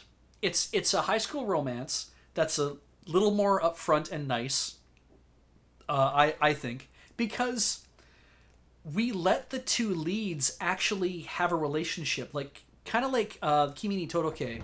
This is a comedy though. The Kimi ni Todoke was a comedy, but the romance aspect was felt like a romance. Like it was really nice. Horimiya's thing. This is based on a web. Was it a novel? A web novel being done by somebody, and then they did multiple manga based off of it, or something like that. This is not Karekano, as his or her circumstances, but this is a very like we're gonna let a bunch of kids in high school are gonna slowly pair off with each other, because that's what happens in these kind of shows. But Hori and Miyamoto are interestingly matched, I think, and I just feel like they have like a fun, interesting relationship. And I hope that where I'm at in the manga and also then watching the show, that the swerve of having to go back, that I don't encounter something where I'm like, oh, this is not what I expected to get out of the show because I expected things from the manga. Now, my favorite character in the show, or in the manga, like Hori's great, obviously, but is it Yuki? I like Yuki. She's the one with the yellow background down here. And I don't know why I like Yuki so much. I just do. And her kind of defining character, like her defining character illustration thing when you see her, she's always wearing long sleeve shirts that are too long for her. So she always has the cuffs over her hands. I think it's darling. And it's not like, this is not the thing that says, well, this is who the character is. It's like, no, that's just something she does. It's not her character. It's just something she does. And you get to see all these kids interacting with each other. It's kind of like Tsurezure children in that respect. If you like Wakabayashi Tokia? If you like Wakabayashi's works and you've seen Tsurezure children, it has that kind of feel of everyone's kind of pairing off with each other slowly over time, or they have interrelationships slowly over time. And I love Tsurezure children. I wish that it had even more done with it. I wish we got more anime out of it, but this is real good. Hori's she's a nice girl, but she's active. And Miyamoto is a kind of a brooding dude, but he's got a nice heart. But also, when he shows off his piercings, and then he shows off his tattoos, it's kind of like, you're a high school student. How did you get any of that? And that in itself, I think, is interesting. So I think this will be cute. It'll be nice. Yeah. Kyron H points out the premise to Horimiya disappears pretty quick and just becomes a chill rom-com. It's just, that's what it is. Another chill rom-com I'm reading these days that's super chill and very different from anything else I've ever seen is Soshi Seai by it's a manga by Liberum. I just read a new chapter of it last night, and it is like it reads like the Japanese equivalent of Aaron Sorkin is writing the dialogue, because everyone has interplay, everyone talks, and everyone has a thing to say with each other, and it's kind of fun to read and feel like what it must be like to listen to the conversations going all the time, because it feels so realistic and at the same time completely unrealistic. But it's kind of what makes it fun. So yeah, Soshi Seai. Soshi Soai, sorry. Alright, moving on. I'm definitely watching Horimiya. Hortensia Saga. From a video game, I didn't play it, so I don't know if I'm that into it. I never know when if a video game means a mobile game or not, but I mean, I shouldn't be down on mobile games. Idols. No. Though, if the only thing you can tell me about it is how they're going to produce it, I think that's interesting. I'm not really that into it. Motion capture technology to capture the movement of the voice cast while simultaneously producing voice recordings. So it's a mocap anime. So it's a VTuber anime, kind of. But probably a little more sophisticated. We'll see. Idly Pride.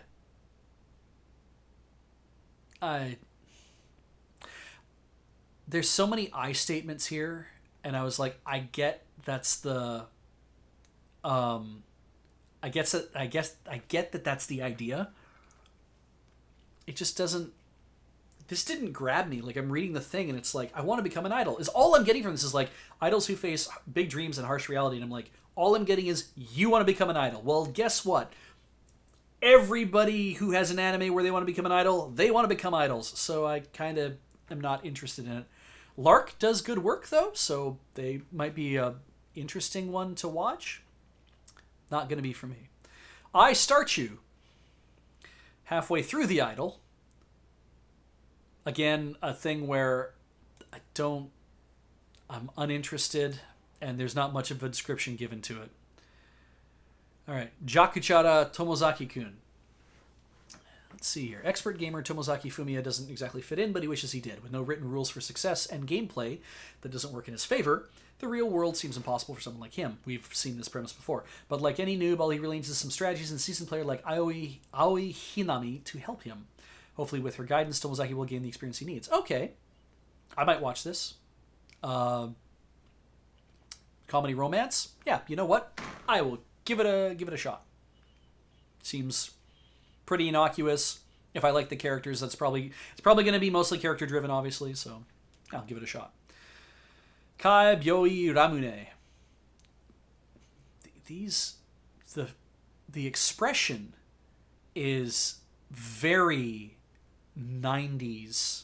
Like, I'm not talking like Sailor Marionette J 90s. I'm talking like Takahashi. I'm talking not really Toriyama, but we've seen that face, right? It's like, yeah, okay. So, I don't know what to make of this. Psychological, supernatural. It's this mystery disease thing, and Ramune here, I'm guessing that's the dude in the front, shows up and is like, hey, I can fix the problem, and then he uncovers the root cause of his patient's deep-seated distress and cures them. And beyond that, ... maybe something else happens. I'm like, I don't know. But maybe I'll give it an episode. We'll see. Kaifuku Jutsushi no Yari Naoshi. Ecchi and fantasy. I might not. Like, I like the idea of healers sound like they're going to be given like kind of the main focus in this. Oh, is it? Is it? Oh, it was easy. Thank you, the Maricat.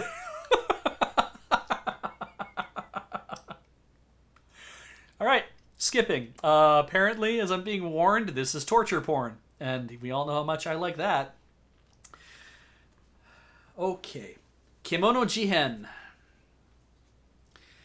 Now, haven't even read I read this earlier, but I forgot what it's all about. But when I see the 3-point stance from our dark-haired protagonist with intense eyes, and everyone kind of making a bouquet around him. Oh, look, we have flames, and so we have the cute whatever. We have what looks to be the rival. We have the seductress, the older woman who is definitely, I know more than I'm letting on.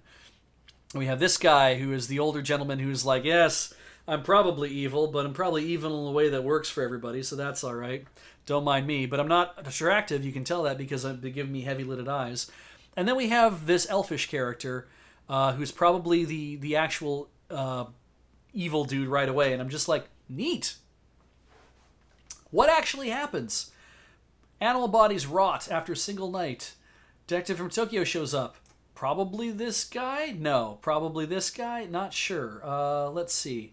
No, it's probably this guy. He's the detective. Okay, cool. He's probably out of work perpetually. Befriends a strange boy who works in the field every day instead of going to school. He's shunned by his peers, nicknamed Dorotabo after a yokai that lives in the mud.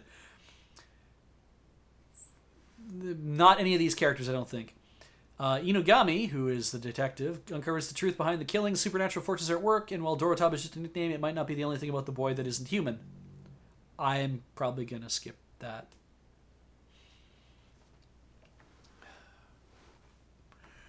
So, anyway. Kumo desu ka nanika? I'm going to watch this. I haven't read the manga. I've heard people say interesting things about it. The thing you can't tell from looking at this... this is not the important part. The important part is down here. Because it's about a girl who gets isekai'd into a dungeon filled with vicious monsters, but she comes back as a spider. And so she's going to be a spider. And yeah, as Pat points out, this is so I'm a spider, so what?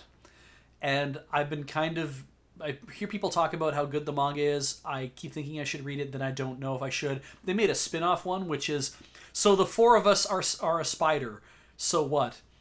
Or something like that. And the girl instead gets like isekai'd, and the story starts where the 4 parts of her personality she's split into 4 and becomes like 4 different parts of her that are 4 spiders instead. I read a chapter of that, and I'm like, I don't know what the hell's happening here either. This is great. But yeah, so I'm probably going to watch a few of this just to see what happens. Moving on. Log Horizon. Haven't watched it. I know people say it is good, though. Yeah. Orphan. Didn't watch Orphan. Not going to watch this one. Mushoku Tensei. Isekai. There's that word again. Itara Honkidasu. And I'm like, okay, did I read this one yet or not? When a 34-year-old underachiever gets run over by a bus. Oh, it's a bus this time, not a truck. So a whole bunch of people got to watch him die. His story doesn't end there. Reincarnated in a new world as an infant, Rudy will seize every opportunity, to live the life he's always wanted, armed with new friends. Some freshly acquired magical abilities, and the courage to do the things he's always dreamed of. He's embarking on an epic adventure with all of his past experience intact. Now, see, the problem with this is what you've just written here, this thing, this is every isekai. You've just summed up every isekai. So what actually happens? Like, it can't just... Something has to happen that makes this stand apart from everything else, right? Now, it's an adventure, it's drama, it's fantasy. I will probably give it a shot. Based on a light novel. Yeah, I'll probably give an episode a shot, maybe a couple episodes a shot. We'll see what happens, but... No.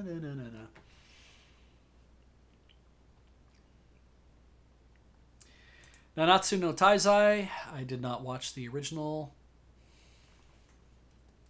So I was so excited about Sleepy Princess in the Demon Castle last season. So guess what I'm so excited about this season? I'm so excited about this. So Nanon, this is Non Non Biori getting its third season. Non Non Biori non-stop. I am so excited. I love these four characters. They are so great. They're so nice. Nothing ever bad happens in this whole show. It's so wonderful, and I'm so happy that it's getting another season. I literally I can't wait. Like, I don't know when they're showing it. Oh, good, there it is. In 12 days, I have to wait 12 days. I have to wait until January to see it. And that's fine because most of these I'm going to have to wait till January. But I'm like, I'm looking so forward to watching this. It's going to be so great. I just out of nowhere this year, I did a No Non Biori rewatch. I can't. If Pat says that this is a show that he keeps for himself, doesn't cover it during his streams, like, that's fine. This is. I can't. Like, it's so pleasant and nice and funny, and when like, and the jokes land a lot. They really do, because it's kind of the ridiculousness of the show that really makes it work. What's the premise? JPVB asks. The premise is these four girls live in out in the sticks. They live in the countryside in Japan. The girl with the tallest girl, the one with the black hair, she's in the 5th grade. The rest of them, so let's see here. Hotaru's in the 5th grade. I forget all their names again. Damn it. So she's in the 8th grade. She's in the 3rd grade, and she's in the 7th grade. And I think they probably all gone up a year by now. And they just all make friends because they kind of have to, because there's really no other kids. They all go to school together. It's only the 4 of them in their schoolhouse. And it's like it's normal ass like elementary school, but because everyone's leaving, there's not a lot of people around. So there's like one teacher teaching 4 grades at the same time. And so there's a hook to hang your hat on, but doesn't take place in school a lot. It also takes place in and around the countryside and just the things they get up to, and going out to play with each other and hanging out and having fun and going through the seasons and just seeing that. This is like a love letter to why you might want to grow up in the countryside. The fun you can have, and the fun part, like for me, I think too, is that Hotaru, the one from the 5th grade, she moved from Tokyo, like she moved from the city, and she's very nice and she's very pleasant and she's enjoying things how they are around here. But her senpai, the one in the 8th grade, the oldest one here, she desperately wants to be like fashionable girl and like from Tokyo and like doing all the fashionable things, and so they kind of have this like they have that bit of dichotomy there. And there's just great characters. It's just very light and fun. And the theme songs are always fucking bangers. Like, absolutely they are. Like, just banjo. Like, they're just so good. So, I just putting them on, like, YouTube and just listening to the songs and being like, this is such a good day, yes! And, yeah. I haven't talked about Dagashi. She's great. Yeah, Dagashi is so awesome. The candy lady, the girl who works at the candy store, and I'm gonna forget. Come on, Beach, don't forget their names. Who remembers all of their names? Please help me with this. I just can't. The youngest one, she's so powerful. She's as powerful as Kanna from Kobayashi's Maid Dragon. She's just absolutely... She's like the most powerful. She's so great. If I have kids, I want them to be... Renge, thank you. Oh my god, I can't believe I forgot. Renge is so powerful, and if I have a kid like her, it's going to be a treat. It's going to be so hard to deal with. I'll have no energy left at the end of the day, but she's going to be just amazing. So yeah, watch it, and if you haven't seen the first 2 seasons, go watch it, because it's fun. It's nice and it's fun and it's interesting, and I just like it so much. I love the older brother who doesn't say a word ever. He thought that he's mute. He just never gets a chance to talk, so he just never says anything. Anyway, moving on. All right, Oredake Haireru. Oh shit! I gotta take a break again. I gotta take a break because we have to do our commercials like we normally do. So I'll be back in 3 minutes. Sorry this is taking longer than I expected, but hey, here we are. At least you got to know, if you got to go, No Non Biore is my pick of the season, I think, so far. So I don't think I have anything else. So hang on a minute.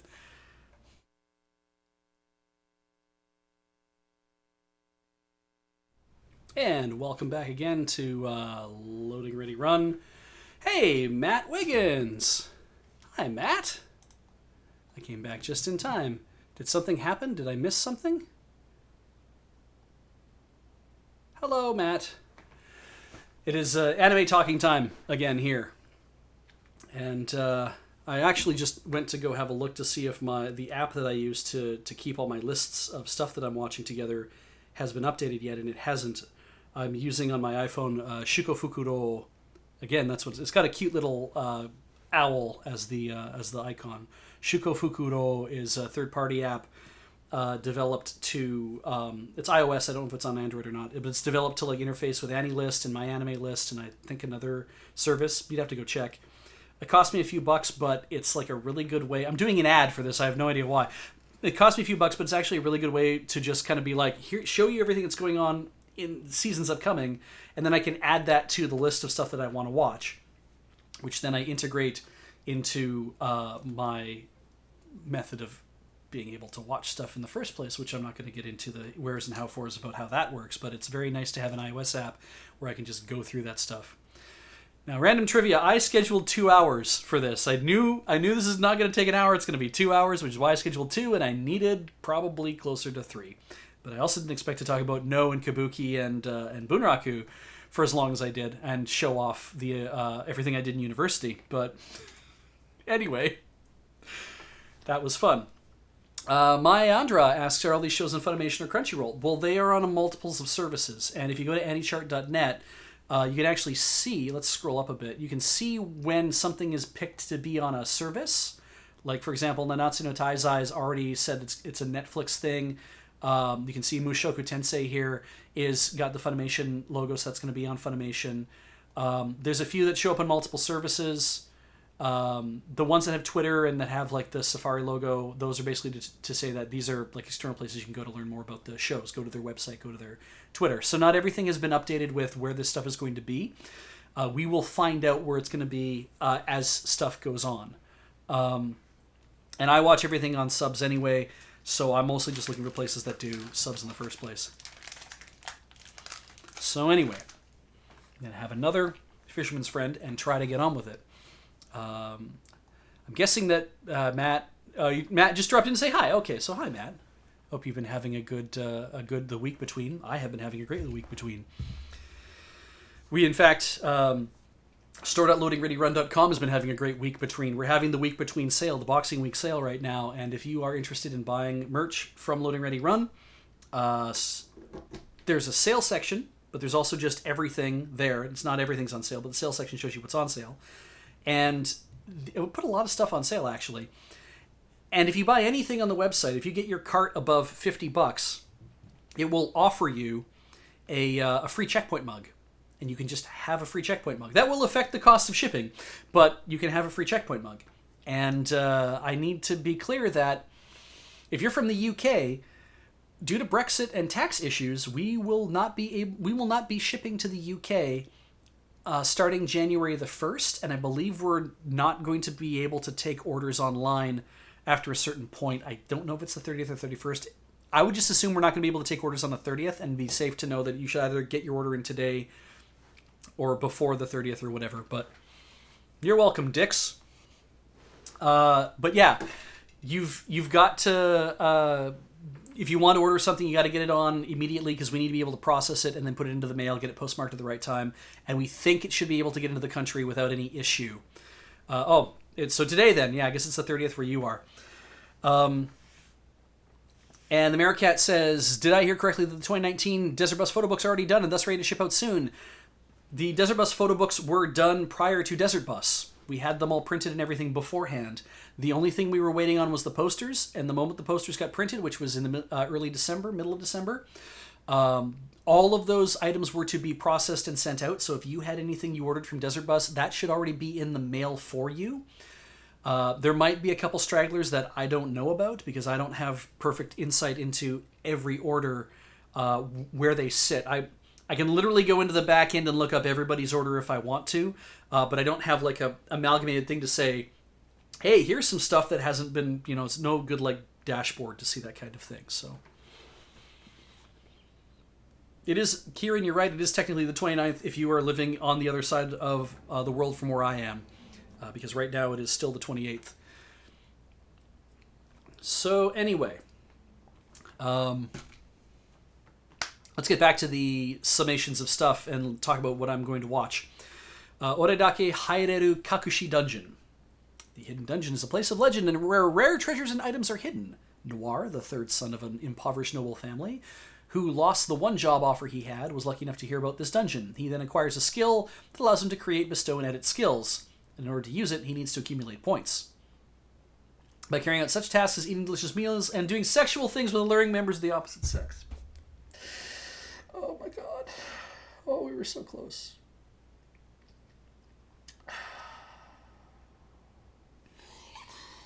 Oh, I don't mind horny. I want to be clear. I don't mind horny. But I'll probably watch an episode or two. Probably not going to expect much. Anyway, moving on. Praetor no Kizu. That's interesting. Project Scarred. Scarred on the Praetor. Go Hands. After rebellion at the Akatsuki Special Ward of Tokyo, the government collapses and citizens are left to fend for themselves. That might not be my jam, actually. And seeing the military uniforms and stuff, I'm like, not really my thing. You know what I loved about, like, something I watched that was military that I really loved was Toshokan Senso, or Library Wars. That's a paramilitary show that is quite good, that I enjoyed all sorts of bits about. I don't know if this is my jam, because I don't think they're going to fight over books. Also, it's like 3 different organizations having a fight with each other. Anyway. Pui Pui Molcar, stop-motion series centering on guinea pigs who have become cars. So this is a very softer Utena. That's great. Sure, it's great and interesting. Dresense asking me if I live in the States and still haven't gotten shipping information, should I wait until after the first week of the year? Yes, currently PMC is operating on a much reduced crew because it is the holiday season. They are open during this week to be able to process orders, is my understanding. But I think it's not a lot of people doing that. And also the COVID restrictions hurt that as well. So yeah, I would wait until after the first week of the year to get your shipping information. So yeah.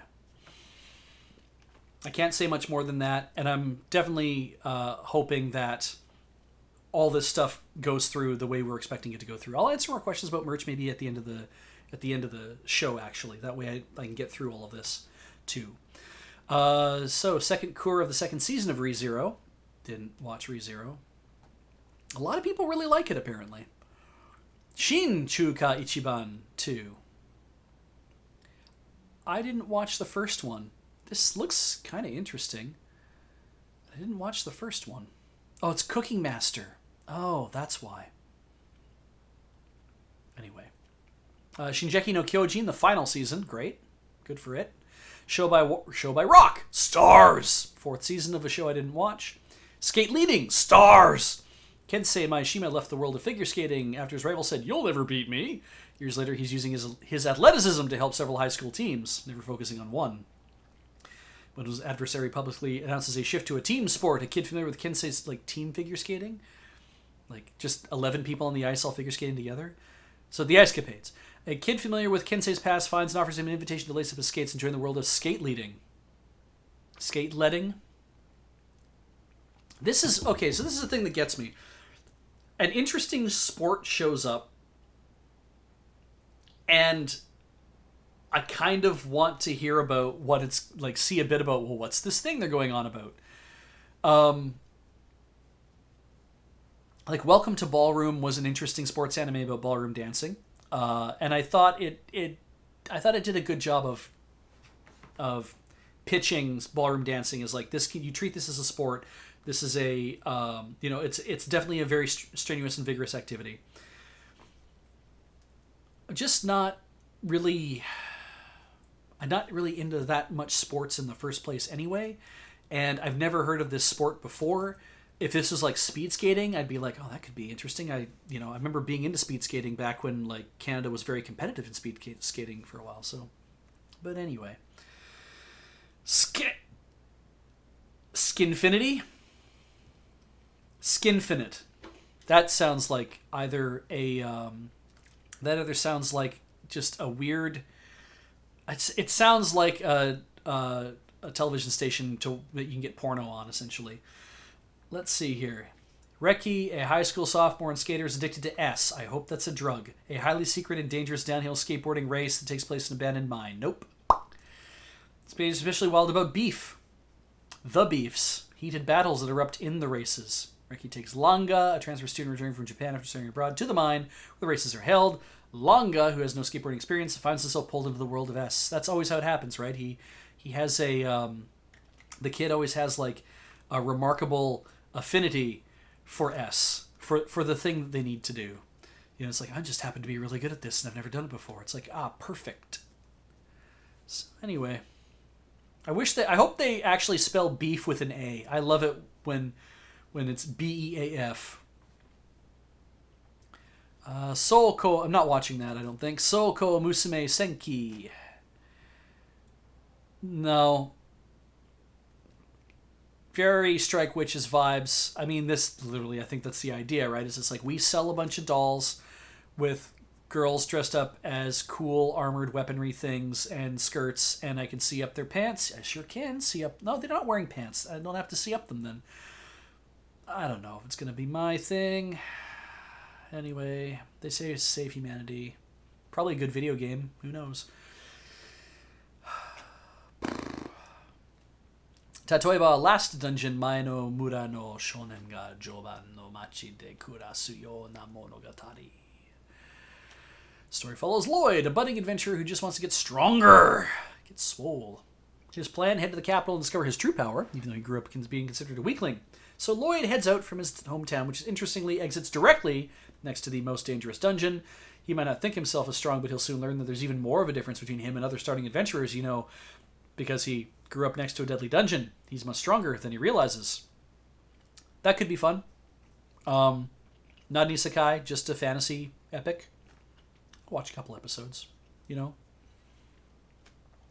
I mean, as Pat says, yeah, overpowered main character who doesn't know it actually sounds pretty good. That could be really interesting. If it's a sense of like, he ends up being like pretty chill about it and kind of like shy and whatever, it's like, yeah, I can be into that kind of thing. I hate it when you get a character who's totally like that's because I am strong, strong, and I'm like, okay.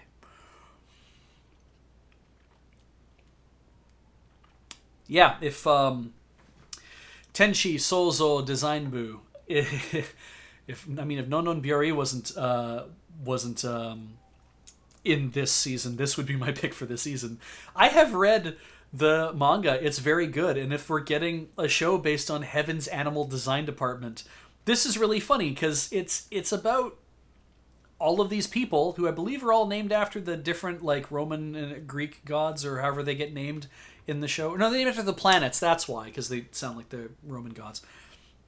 They're all designing animals, and they all have little things that they're into that they really, really like themselves.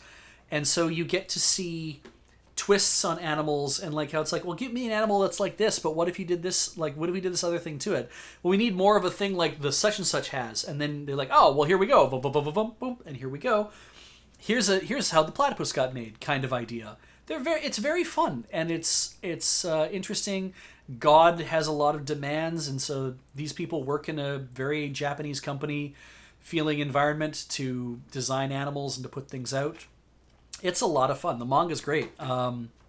I would I would totally say watch this. You should watch this. The bottom guy is meant to be the stand-in, I think, from accounting, who's been assigned to design to ensure that they come up with the things and actually like put stuff out. So he's kind of there to like push them along to be like, come on, we have things to do, like get this shit done, Whereas the rest of them are all they're all the ones who are dressed ridiculously are all the artists. So yeah, I'm into this. Tensei Shitara Slime Dattaken second season. I didn't watch the first season. I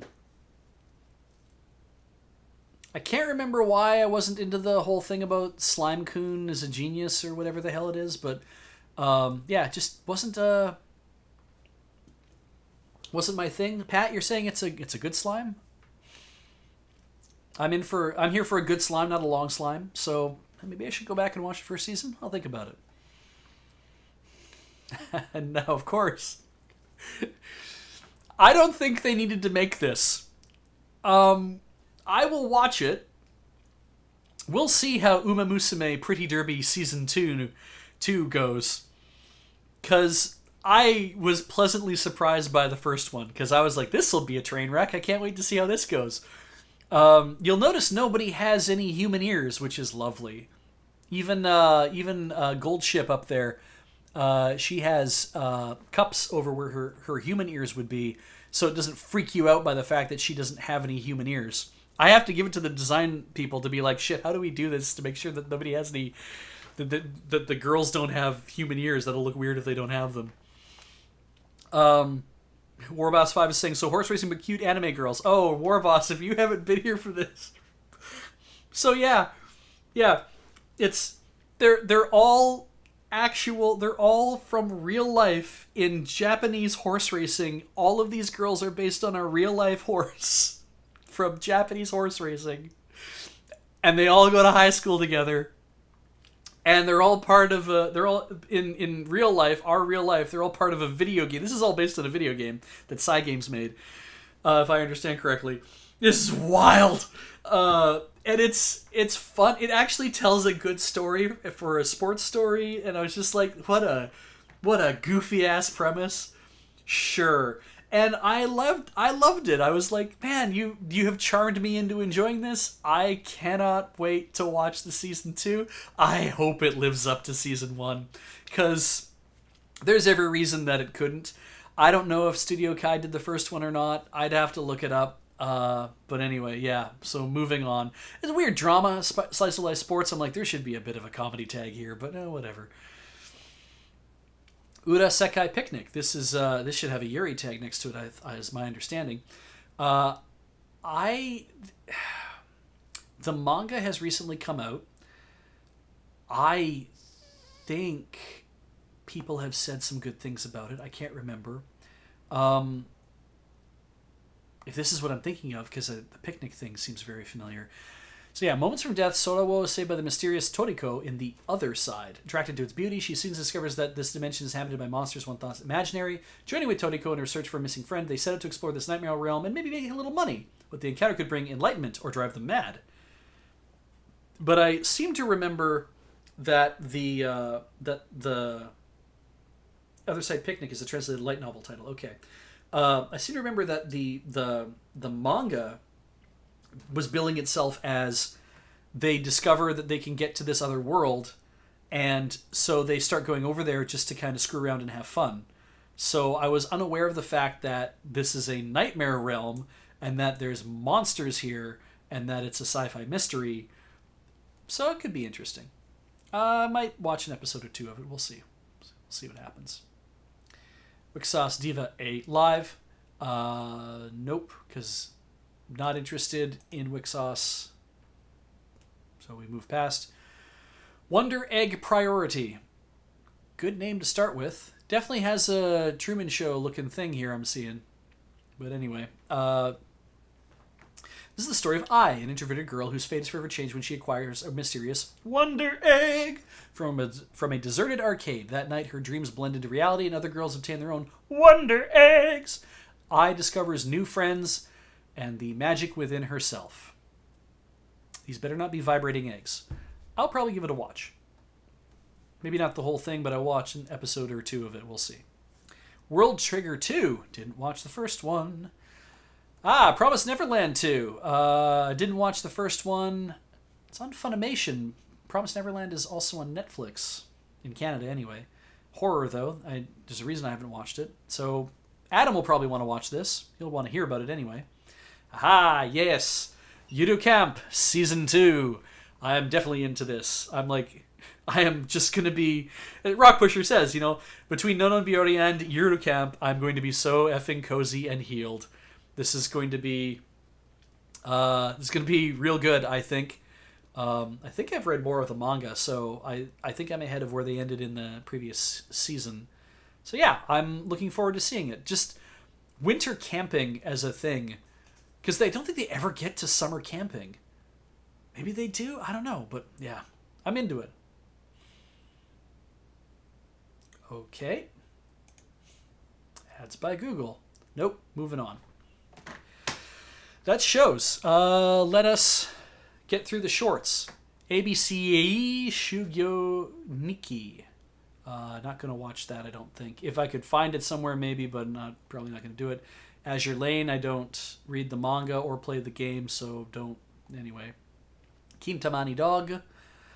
Kinta is a Kintamani dog living in the Kintamani region of Bali. Interesting. Probably not going to watch this. Okashi na Sabaku no Suno Tomanu.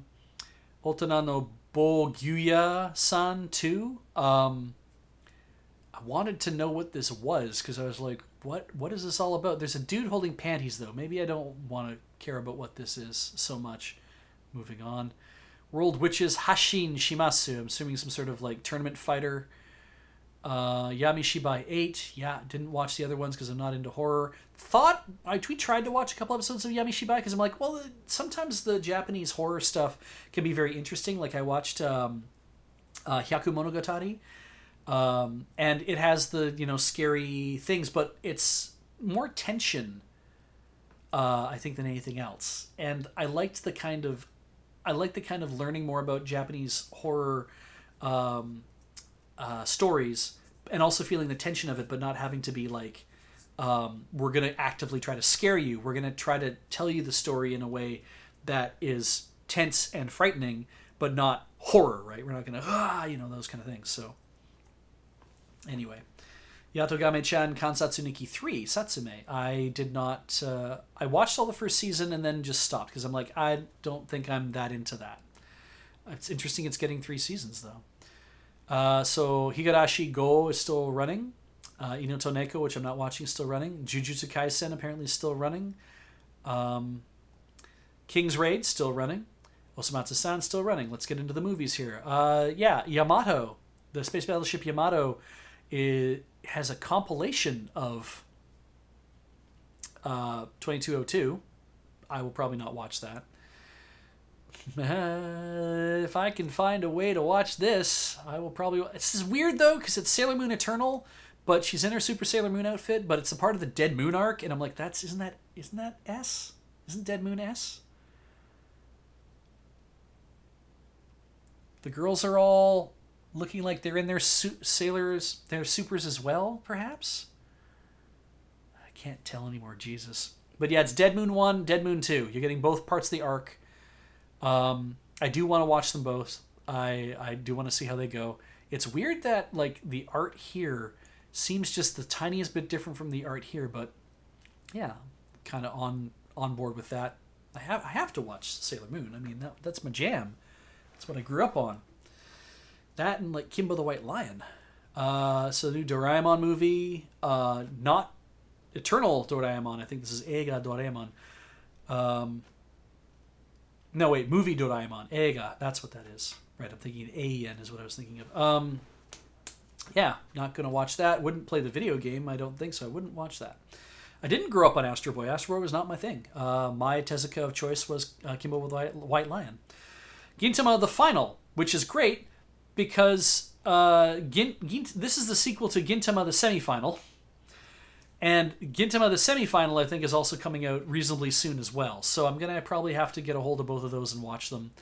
I need to sort my Gintama episodes so I can figure out what it is I actually have and try to pick up where I might have left off and watch the rest of it. I'm probably another 80 episodes to the end or something. We'll see. Natsume Yujincho is getting an anime. Sorry, not an anime. It's getting a movie. It doesn't seem to be a summation movie, so it is going to be a brand new piece of work. We'll have to watch that at some point. I hope that shows up on a service that we get here in Canada. Princess Principal, didn't watch. First of 6 movie sequels to the TV series. Didn't watch the TV series, so I can skip all 6 of those. Seitokai Yakuin Domo Movie 2. This makes this look very interesting. But I didn't watch the series, so I don't know anything about it.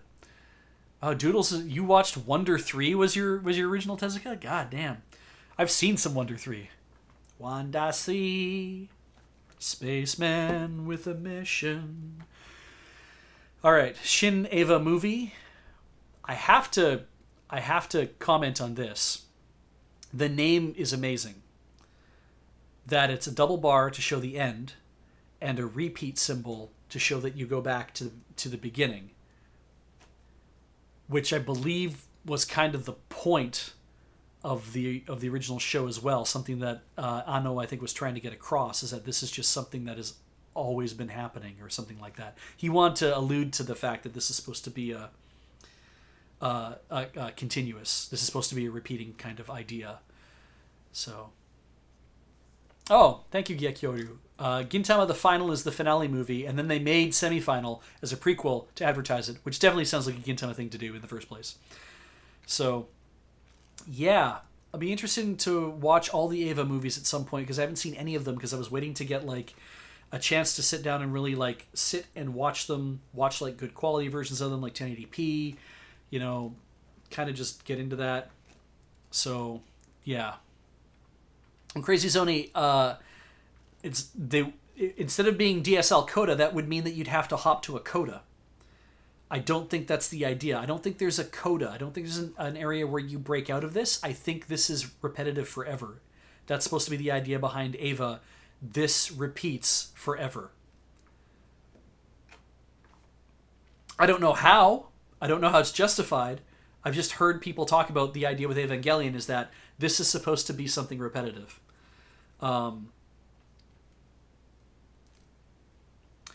Mayandra. Yeah, if you watched Razafon first, Razafon, in relation to Evangelion it's a weird thing to say that it's supposed to be less coherent. I found Razafon to be a little incoherent as well, but at least it was doing stuff. But Evangelion is supposed to be something that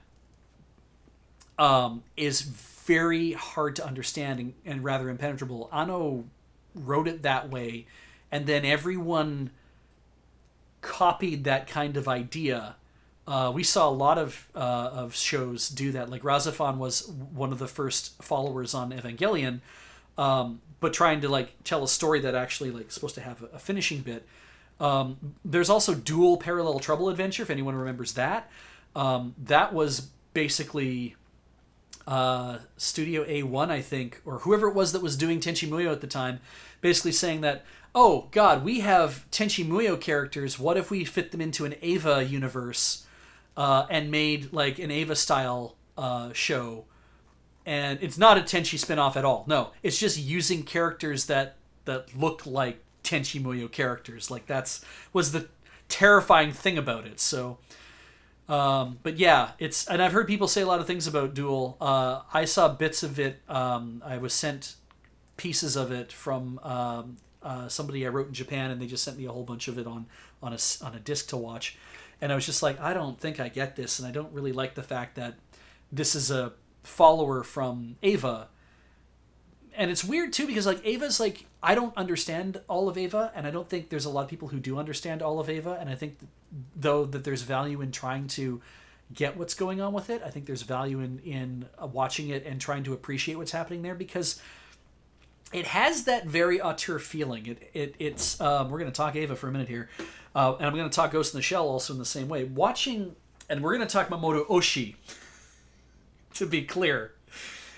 To watch Oshii's works and to find the meaning and find the import in those, I think, is also good too. I think it's important to watch a lot of those things and I guess revel in the fact of how they were made and maybe why they were made and the what they were going for, because some people can be pretentious, some people can be proper auteurs, some people can be both at the same time, and I think, like with anything else involving an art form, is that being able to watch, when you watch a lot of stuff and you look at something and be like, okay, I didn't get it, but I think there's a nugget there, something I'm trying to understand, and I can see why certain things are being done the way they are. I think that is an important thing to be able to do, to have that kind of media literacy, to have the kind of art literacy, and understand that when you watch a thing, you can be like, oh, I get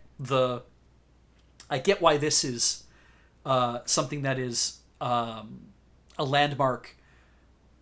It's why people set it as a landmark to work off of. It's why people, like, when everybody talks about, oh yeah, Cowboy Bebop is amazing, and maybe you get a little sick of hearing how great Cowboy Bebop is. I've been sick of hearing about how great Cowboy Bebop is, because I was an adult at the time that came out and was watching it and being like, God, this is really good.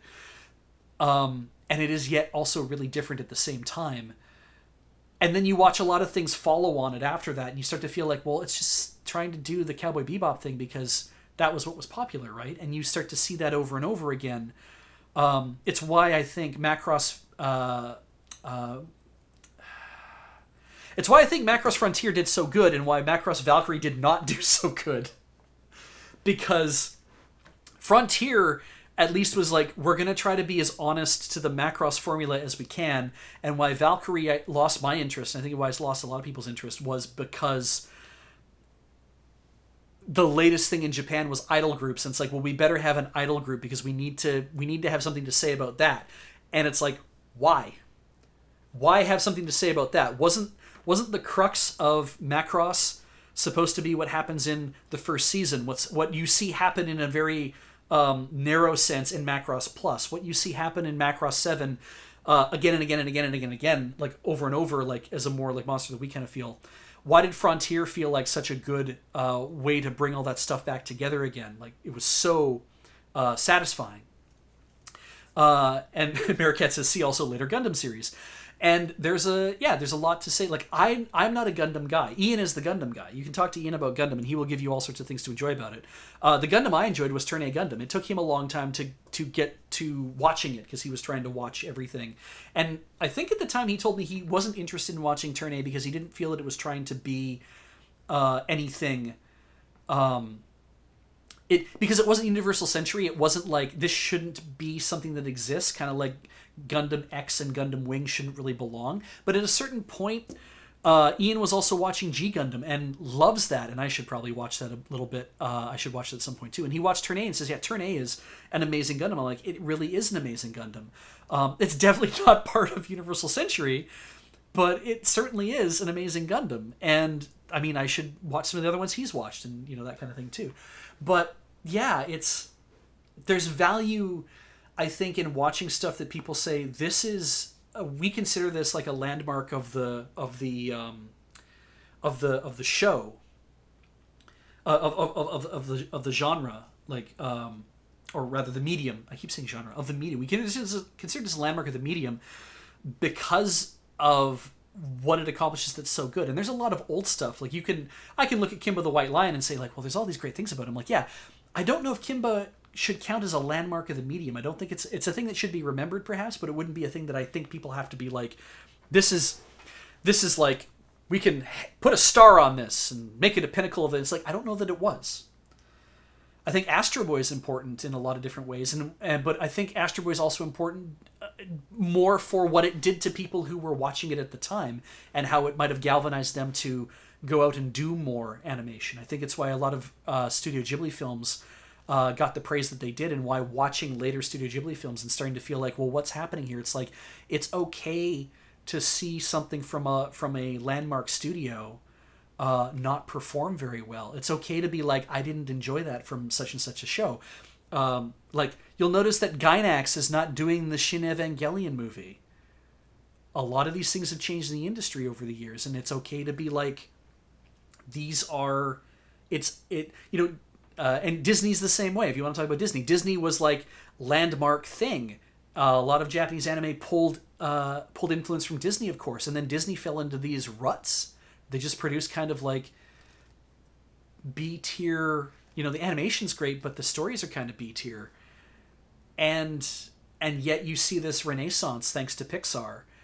This concentration on, let's try to develop an actual story that's appealing to people, and I think that's the same thing here. Is it's like Evangelion, I think, has interesting things to say, and is also an interesting look at the person who helmed it. Because you can't write a show like that with the amount of referential material you're making without trying to understand what was this person going through.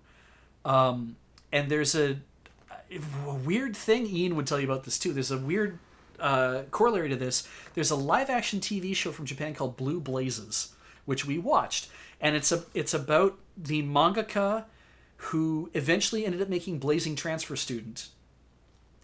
And if you don't know what that is, that's fine. There's an OVA of it. You should watch the OVA. I think it's really funny. But he was in class. It's thinly thin autobiography. He was in class in Osaka, or I think that's where he was taking it, with Hideaki Anno. And Anno was doing all this amazing work. And if you look at all the things that Anno was doing back in the day, it's like, this guy was destined to be big. You could tell from seeing what he was putting his work into and the dedication he was putting towards his craft in the time that it was being made. Like, the kind of animation he was making on his own stood out from what a lot of people were making to basically just pay the bills. And you got to see through another person's eyes what Anno is doing, and then also see what their response to that is, to be like, what do I need to do? And I don't think that the guy who, the main character, the guy who is from Blue Blazes, who's made Blazing Transfer Student, has done other things since then. I don't know if he's ever had quite the career that Anno has, and quite the notoriety that Anno has, but I think that it's interesting to see these pivot points and to be like, what was this guy going through? What was his motivations? What are the things that that he enjoyed, and why are they things that matter? And I think Ian is probably more of a student of the stuff that Anno has done over the years, and is trying to expose himself to more of those kind of things too. If you have questions about that, you could definitely get into it with him. But yeah, I think I feel bad because, and SnyHGen mentions, I only know Evangelion from the memes, and Shinji doesn't want to get in the robot and has a bad relationship with his dad. Yes. I also think that the memes have reduced... This is the thing where it's the guy who quotes all the memes is saying something against memes. I think the memes have reduced a piece of art to a few functional elements that don't communicate everything that goes on in the show. I also, as a tangent, I had a conversation with a friend of mine who I was like, man, have you seen... This is when I was in university, and I had not quite lots touch with everybody I knew in high school, but so I talked to a friend of mine, and I was like, from high school, and I was like, man, he's like, what are you watching in your anime club? I'm like, we're watching this thing called Evangelion. Like, I'm watching Eva. I'm like, it's wild. Like, I didn't expect it to be what it is, but it's really different. It's not the giant robot anime I kind of expected it to be. He's like, oh, cool, I'll watch that. And I talked to him later. He's like, yeah, my buddies and I watched it, but we're like, man, that's kind of gay. Like, that robot is like got high heels and stuff, and that's kind of gay. And like, Shinji's like just kind of he used a few other epithets we were using at that time because we were awful people. And I was just like, oh, okay, that's cool. Not everybody's into that kind of thing. And I just kind of went, oh no, he didn't get it, and maybe he won't get it, or maybe I only got it because I was hanging out with a lot of people who were really getting it and also explaining it, and I was like, okay, so you can dismiss stuff if you want. You can look at like Evangelion and all the like advertising tie-ins it's done with Schick and with probably with Konami for pachinko machines and like with cup noodles and stuff like that. And it's like, sure, but the reason they can keep doing it 20 years on is because it's a landmark, it's a milestone, and I think that us having a chance to watch the 4 movies and get to see them like as a remastered thing should not be seen as a George Lucas kind of special edition approach to Evangelion. I think it needs to be with this idea that Anno had a lot of ideas, couldn't make them come across on TV, and his own relationship to it has probably also changed over the years, and so we shouldn't approach any of the Eva movies like this is a remastering of what we saw on TV. This is a very close story to what we saw on TV, and let's be willing to like let it tell us more about what this man's relationship with his work has been over the last 20 years. So, yeah.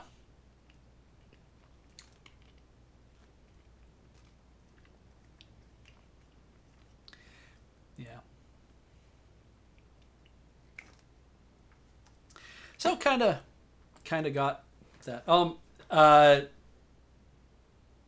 100 Andre, I meant more that when people were when George Lucas took episode 4, 5, and 6 and he said, I always wanted to have more of these aliens here, I wanted to have more of these things here, I wanted to have more of this other stuff in 4, 5, and 6. And so if you look at Evangelion and it's like, you look at the Eva movies, you're like, these are not the same thing as the original. The idea of saying like I referenced George Lucas because people were like, your movies were fine the way they were. There was no reason to throw in an extra animal here, an extra animal there. There's no reason to cut back in a scene with Jabba the Hutt and Harrison Ford because we never really needed that scene in the first place. It was still really good. And people objected to that. And I'm like, I think that's fine if you object to those kind of things too. But also I think there's some value in like, looking at why is it that a creator feels that they want to go back and they want to make changes to something. I feel like Lucas did it because he felt he wanted things to be more appropriate than a different way because his change, the way he thought had changed. Like Han shooting first versus Han shooting second versus Greedo shooting, like all those kind of things. It's like everyone having those arguments about what was appropriate and what mattered. It's like, well, that can affect characterization, that can affect other things that go on. It's like, how necessary was it, George, to go back and change those movies? Now, if George had said, you know what, I want to redo those movies. I want to not just add a couple scenes. I want to actually remake episode 4, and I want to remake it in the way that I think it could be done now if we could actually have a chance to do it. And then you'll have people be like, well, this was better the way it was before, or like this thing the way it was. Anime kind of lets us be, I think, a little freer and looser about that. Because you can, and I think the same thing could be said for Star Wars too. It's like, well, episode 7, 8, and 9 didn't get rid of 4, 5, and 6. Did they change some stuff tonally in 4, 5, and 6? Perhaps. If it affected you in that way, then yeah, I could see how you could make those reasons. But yeah, I think when it comes to Ava, I don't buy into Ava so much that it's in my raison d'etre. I just understand it as that I understand that it's a piece of art. It's very important to the industry. It's very important to the people who watched and enjoyed as well. And I think there's value in being able to watch like new versions of it also. So I am interested in seeing what happens with these. And I've gotten way off track. Let's continue. Here's Gintama, the semifinal, which will be showing in 17 days. So it's a special. I don't know if that means it's going to be brand new stuff or if it's going to be like a bunch of stuff chunked together with bits hooking everything together. We'll see. Planetary and Snow Globe. Looks cute, but I don't know anything really about it. So it's an original PC game. Tenku Shinpan. Boy, this sounds familiar. Horror mystery, though, and the mercilessly slaughter their confused fleeing victims. I'm like, maybe not. Maybe not that. I'd like to see now, all of a sudden, Hakumajo Labyrinth get made into anime. That'd be kind of fun, but probably more like an OVA thing. That's about two people who are lost in a weird world where it looks like a normal city, but when you start going into places, you start to notice that everything's repeating over and over. It's very interesting. Vlad Love. Mitsuko Bamba is a high school girl who finds meaning in donating blood. Okay. She frequently visits a blood bank to donate blood despite being harshly treated by the nurse. One day she encounters a beautiful girl who looks like she's from overseas at the blood bank. Oh, she's from overseas. The pale girl looks like she's about to faint any minute, but then she starts destroying the blood bank. The girl loses consciousness. Mitsuko takes her home. I'm in. Sure. I'm in. That's probably the trailer, right? I'm going to assume that is. Yeah, it's YouTube. All right. I'm in. Sure. Great. They already put the first episode up. I guess go watch it. I hope it has subtitles. I don't know if it does. Yojo Shacho. Looks kind of cute, actually. Got that Ultraman pose. She's not a genius. She's not a prodigy. Heck, she's not even old enough to vote. But somehow Najimu Mujina... That was fun. Scored a totally above-average job as the president and CEO of the Mujina Company, where she share the name, where she navigates the world of adults with infectious, bright-eyed charm and enthusiasm. Whether it's golfing with colleagues, negotiating contracts, or pestering your executive assistant, Yuki, her hilarious antics are sure to captivate audiences of all ages. This sounds like fun too. I would probably watch this if it ever comes. It's coming out on what's this? High Dive? Yeah. I don't. We'll see what happens, but sounds fun. Reminds me a little bit of Oh My General Meow, which I was not going to read for the longest time because I'm not interested in reading about this. And then I started reading Oh My General Meow, and it's so funny. It's real weird because it's about a totalitarian dictatorship where the it's very much Russia feeling, but also a little bit China feeling. It's very communist era, whatever, with a planned economy and whatnot, but very like Cold War era feeling a bit. And anyway, the guy who is the chairman of the party, he dies, and so his daughter immediately takes over, and she's like 8 or 10 years old, and so the rest of the party is essentially helping her run the place, but she just wants to do stuff, and she just does stuff that maybe is not the best stuff, but is interesting. But the world seems to be kind of like warming up to her, and like her subjects love her, but she'll like get mad at the dude who's running the. She get mad at like one of the dudes who's in the party and be like, purge him! Make him go stand outside with 2 buckets of water in his hands. It's like, what? And so he gets purged for like a day where he has to stand outside with 2 buckets of water. It's like, purge him! Make him go clean the gardens! And it's like, she doesn't know what an actual purge is. So she keeps purging the same dude because he's kind of like a pain in the ass to her. So it's very screwball gag comedy. I think it's really funny. I think it'd be funny to see it get an anime. I think it might cause an international incident if it ever did. So we'll see what happens. But yeah, that's it. I can't roll down any further than this. So yeah, highlights, new Gintama stuff, new Sailor Moon stuff, the Natsume movie. But then on top of that, we're getting Non Non Biori Season 3. We're getting another Yudo Camp season. I'm really happy about that. Was there anything from a... I was trying to think of there... Oh yeah, Uma Musume Season 2. We're getting that. Like, there's so much stuff that's showing up. Heaven's Animal Design Department, a thing I'm reading that I'm looking forward to reading, or looking forward to watching. I hope they do a killer adaptation of it. And now I'm going to take questions for the next few minutes before I actually have to cut everything off, and we'll run yet another ad break at the end of the thing. So, does anyone have any questions for me about anime, or about merch, about anything else? I'll spend a couple minutes answering anything if people have curiosity about stuff. I'm mostly just saying things now to fill air while I wait for the chat to fill up with questions. Haven't seen a question so far. Probably not going to be any, in fact. Oh, Lure Anime merch when? You got it already! JoJo's Bizarre poster! JoJo's Bizarre playmat! It's right there! Go get it! We are at Loading Ready. I'm at loadingreadyrun.com. The site I'm on right now is anychart.net. Any anime you'd love to see second season for that hasn't been announced yet? Oh God. I mean, I'd love for them to announce JoJo Part 5. Actually, I'd love to see, or not 5, 6. I'd love to see Part 6. We watched Part 5. Favorite anime of 2020? That's a hard one. I've been really happy with Sleepy Princess and the Demon Castle, so I think I'd just probably have to go with that. It is recent, but also it is like what I mean, just watched it, but also it's really good.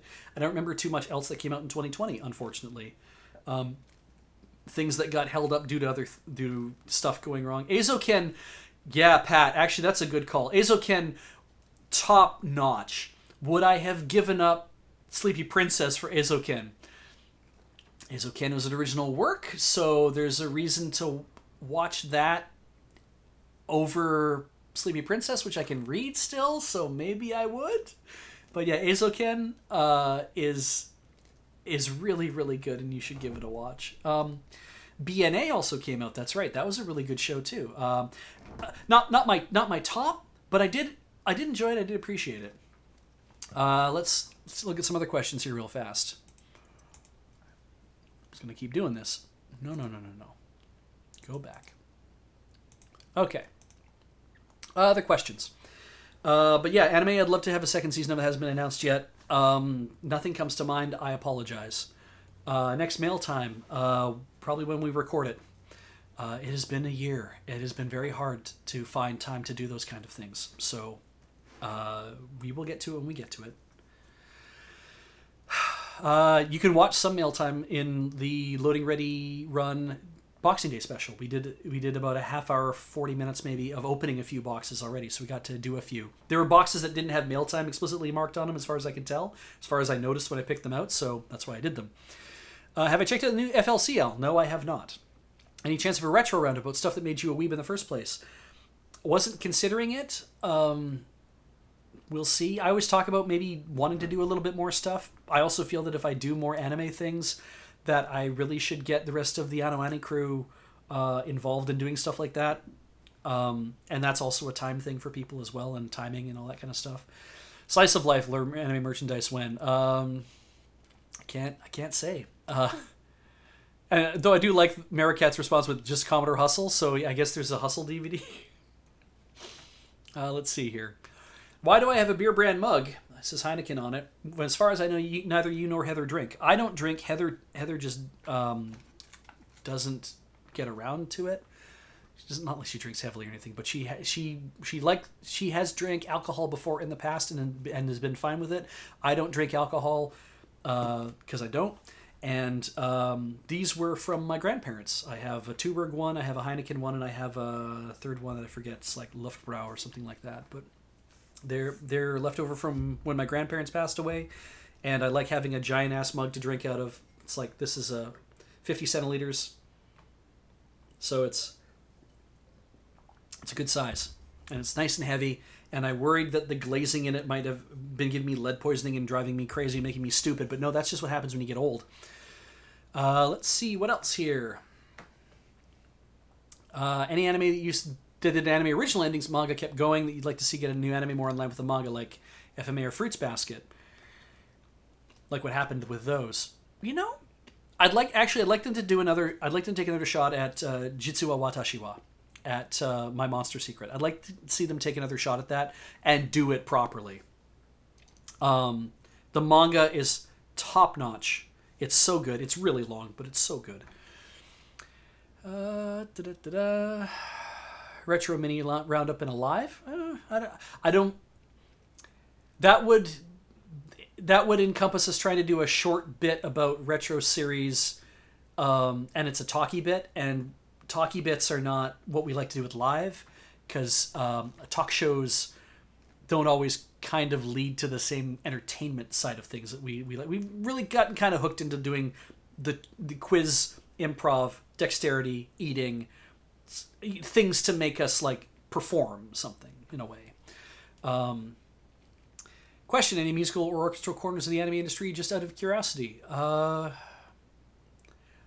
Like specifically things I enjoy music wise, I'm definitely into. I mean, I've always liked Yoko Kanno's music, and I don't really have too much else to say about the music overall. I used to sell a lot of music CDs, but I don't really think too much about the music anymore in a lot of shows because I don't get the soundtracks for them, so I don't end up listening to them over and over.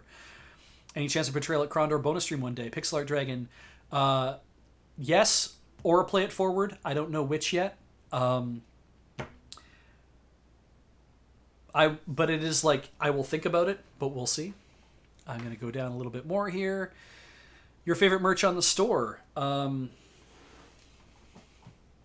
that's a hard one.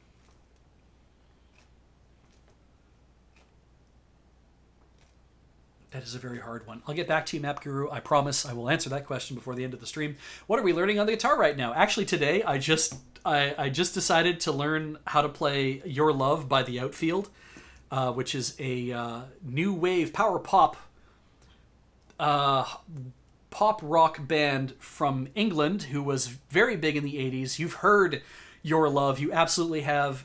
And there's been a TikTok going around where apparently somebody animated one of the Eds from Ed, Edd and Eddy. I think it was one of the Eds. I don't know. It's one of the characters from Ed, Edd and Eddy singing it. And everyone's like, holy shit, the dude who's singing this sounds just like Ed or one of the Eds or whatever. So that's why they did it. There's 2 TikToks of it. It's really kind of cool. I never watched Ed, Edd and Eddy. I don't give a crap. I just thought the song was a bop. And I was like, well, I should learn how this is played. Because also, surprisingly, as I started like hearing it's only like 3 or 4 chords. And I was just like, what the guy's doing melodically on the back of the harmony is really strong. He's doing. I can tell why this song is endeared is because the melody he chose actually, like somebody said, it's really very Journey-esque. There's a lot of like stuff in it, and I'm like, yeah, there's a lot in there that is. You could have done it any other way. The only trouble I have with that song is that when it pivots to its more major sounding bridges and stuff, I'm like, you lost me. That's too bad. I think if you put that in the oven a little bit longer, you'd probably get something really cool out of it. But God, most of that song is like is right on fire as far as I'm concerned. Okay, favorite merch in the store. The Pride shirt actually is probably my favorite merch on the store. It was a lot of work.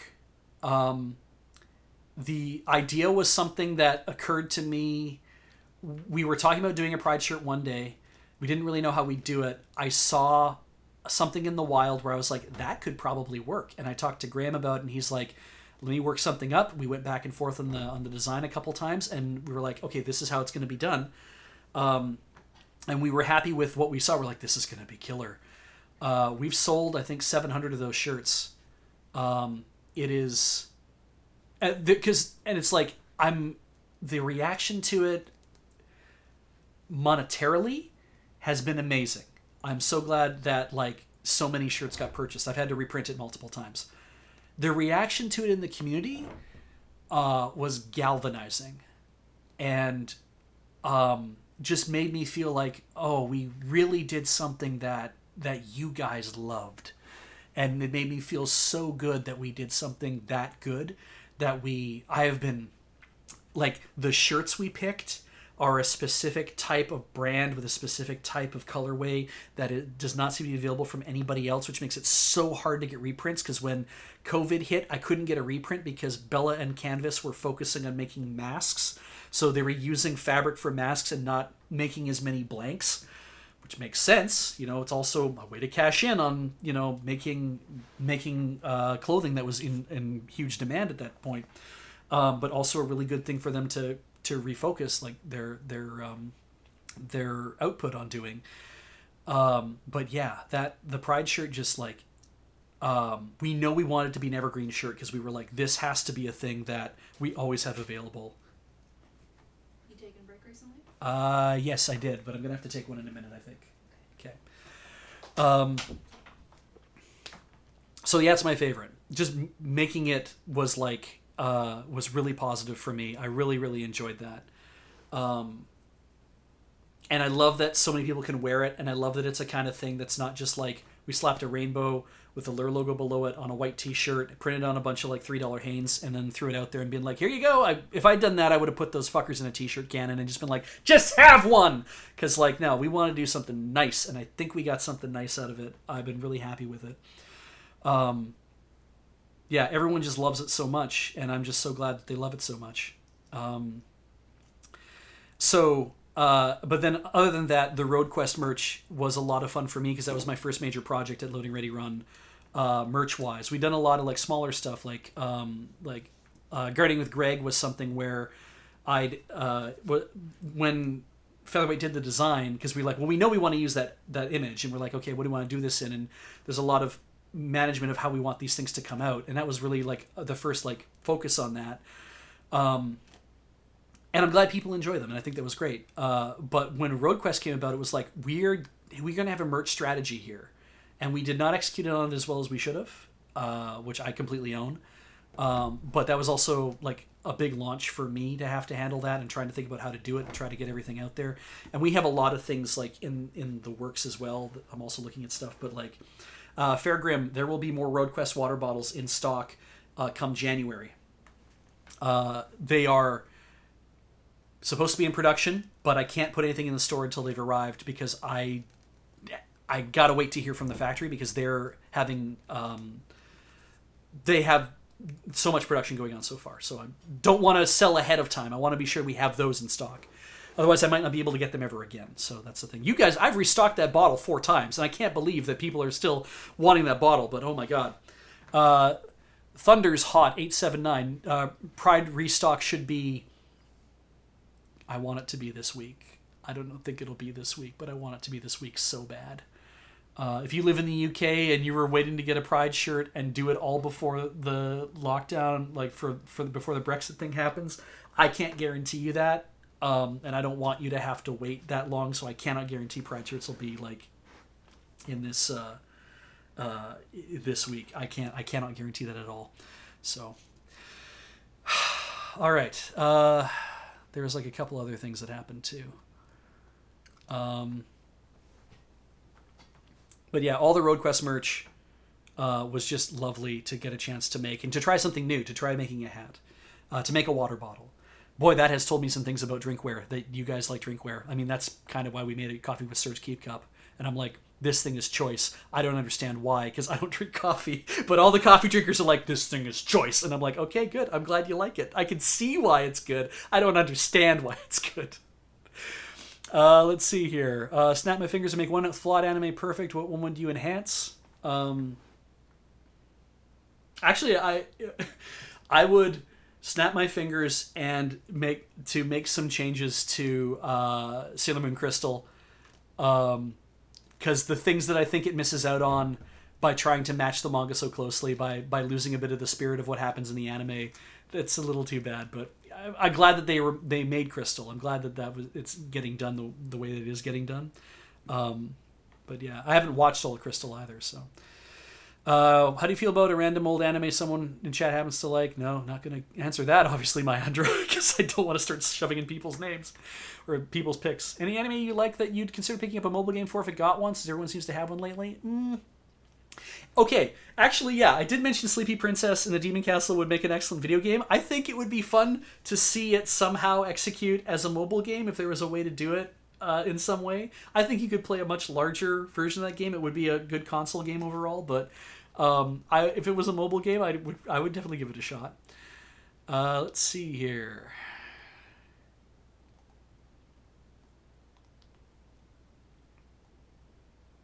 Okay, there was a question regarding with Brexit resolving, does it just make a lockdown in the UK economically? Yeah, that's the rule as I've heard it, and I might get this wrong. The UK is requiring that everybody who is not in the UK has to collect VAT, value-added tax, themselves, and then they have to remit. The cost to remit it for a small business is quite expensive. And we think that's because of the services that would currently be doing it. There's an expectation that we might see other businesses start up to provide easier methods or more automated methods to do the submission of VAT. There is an expectation that the EU is going to be doing the same thing come June, July. So we don't have a way to collect VAT in our shop that would then also allow us to submit it in a simple way. So we have to wait for some things to be produced, like some solutions to be made, and then we need to find the right solution. We're relying on PMC Fulfillment to do a lot of that work because they are the one who manage the store. So we're waiting on them to find the things that will actually work properly. I feel like we will get there. I feel like the world will say there's X many people living in the UK and then there's Y many people living in the EU. We need to find ways to actually sell it's a lot easier. So looking forward to that. Yeah.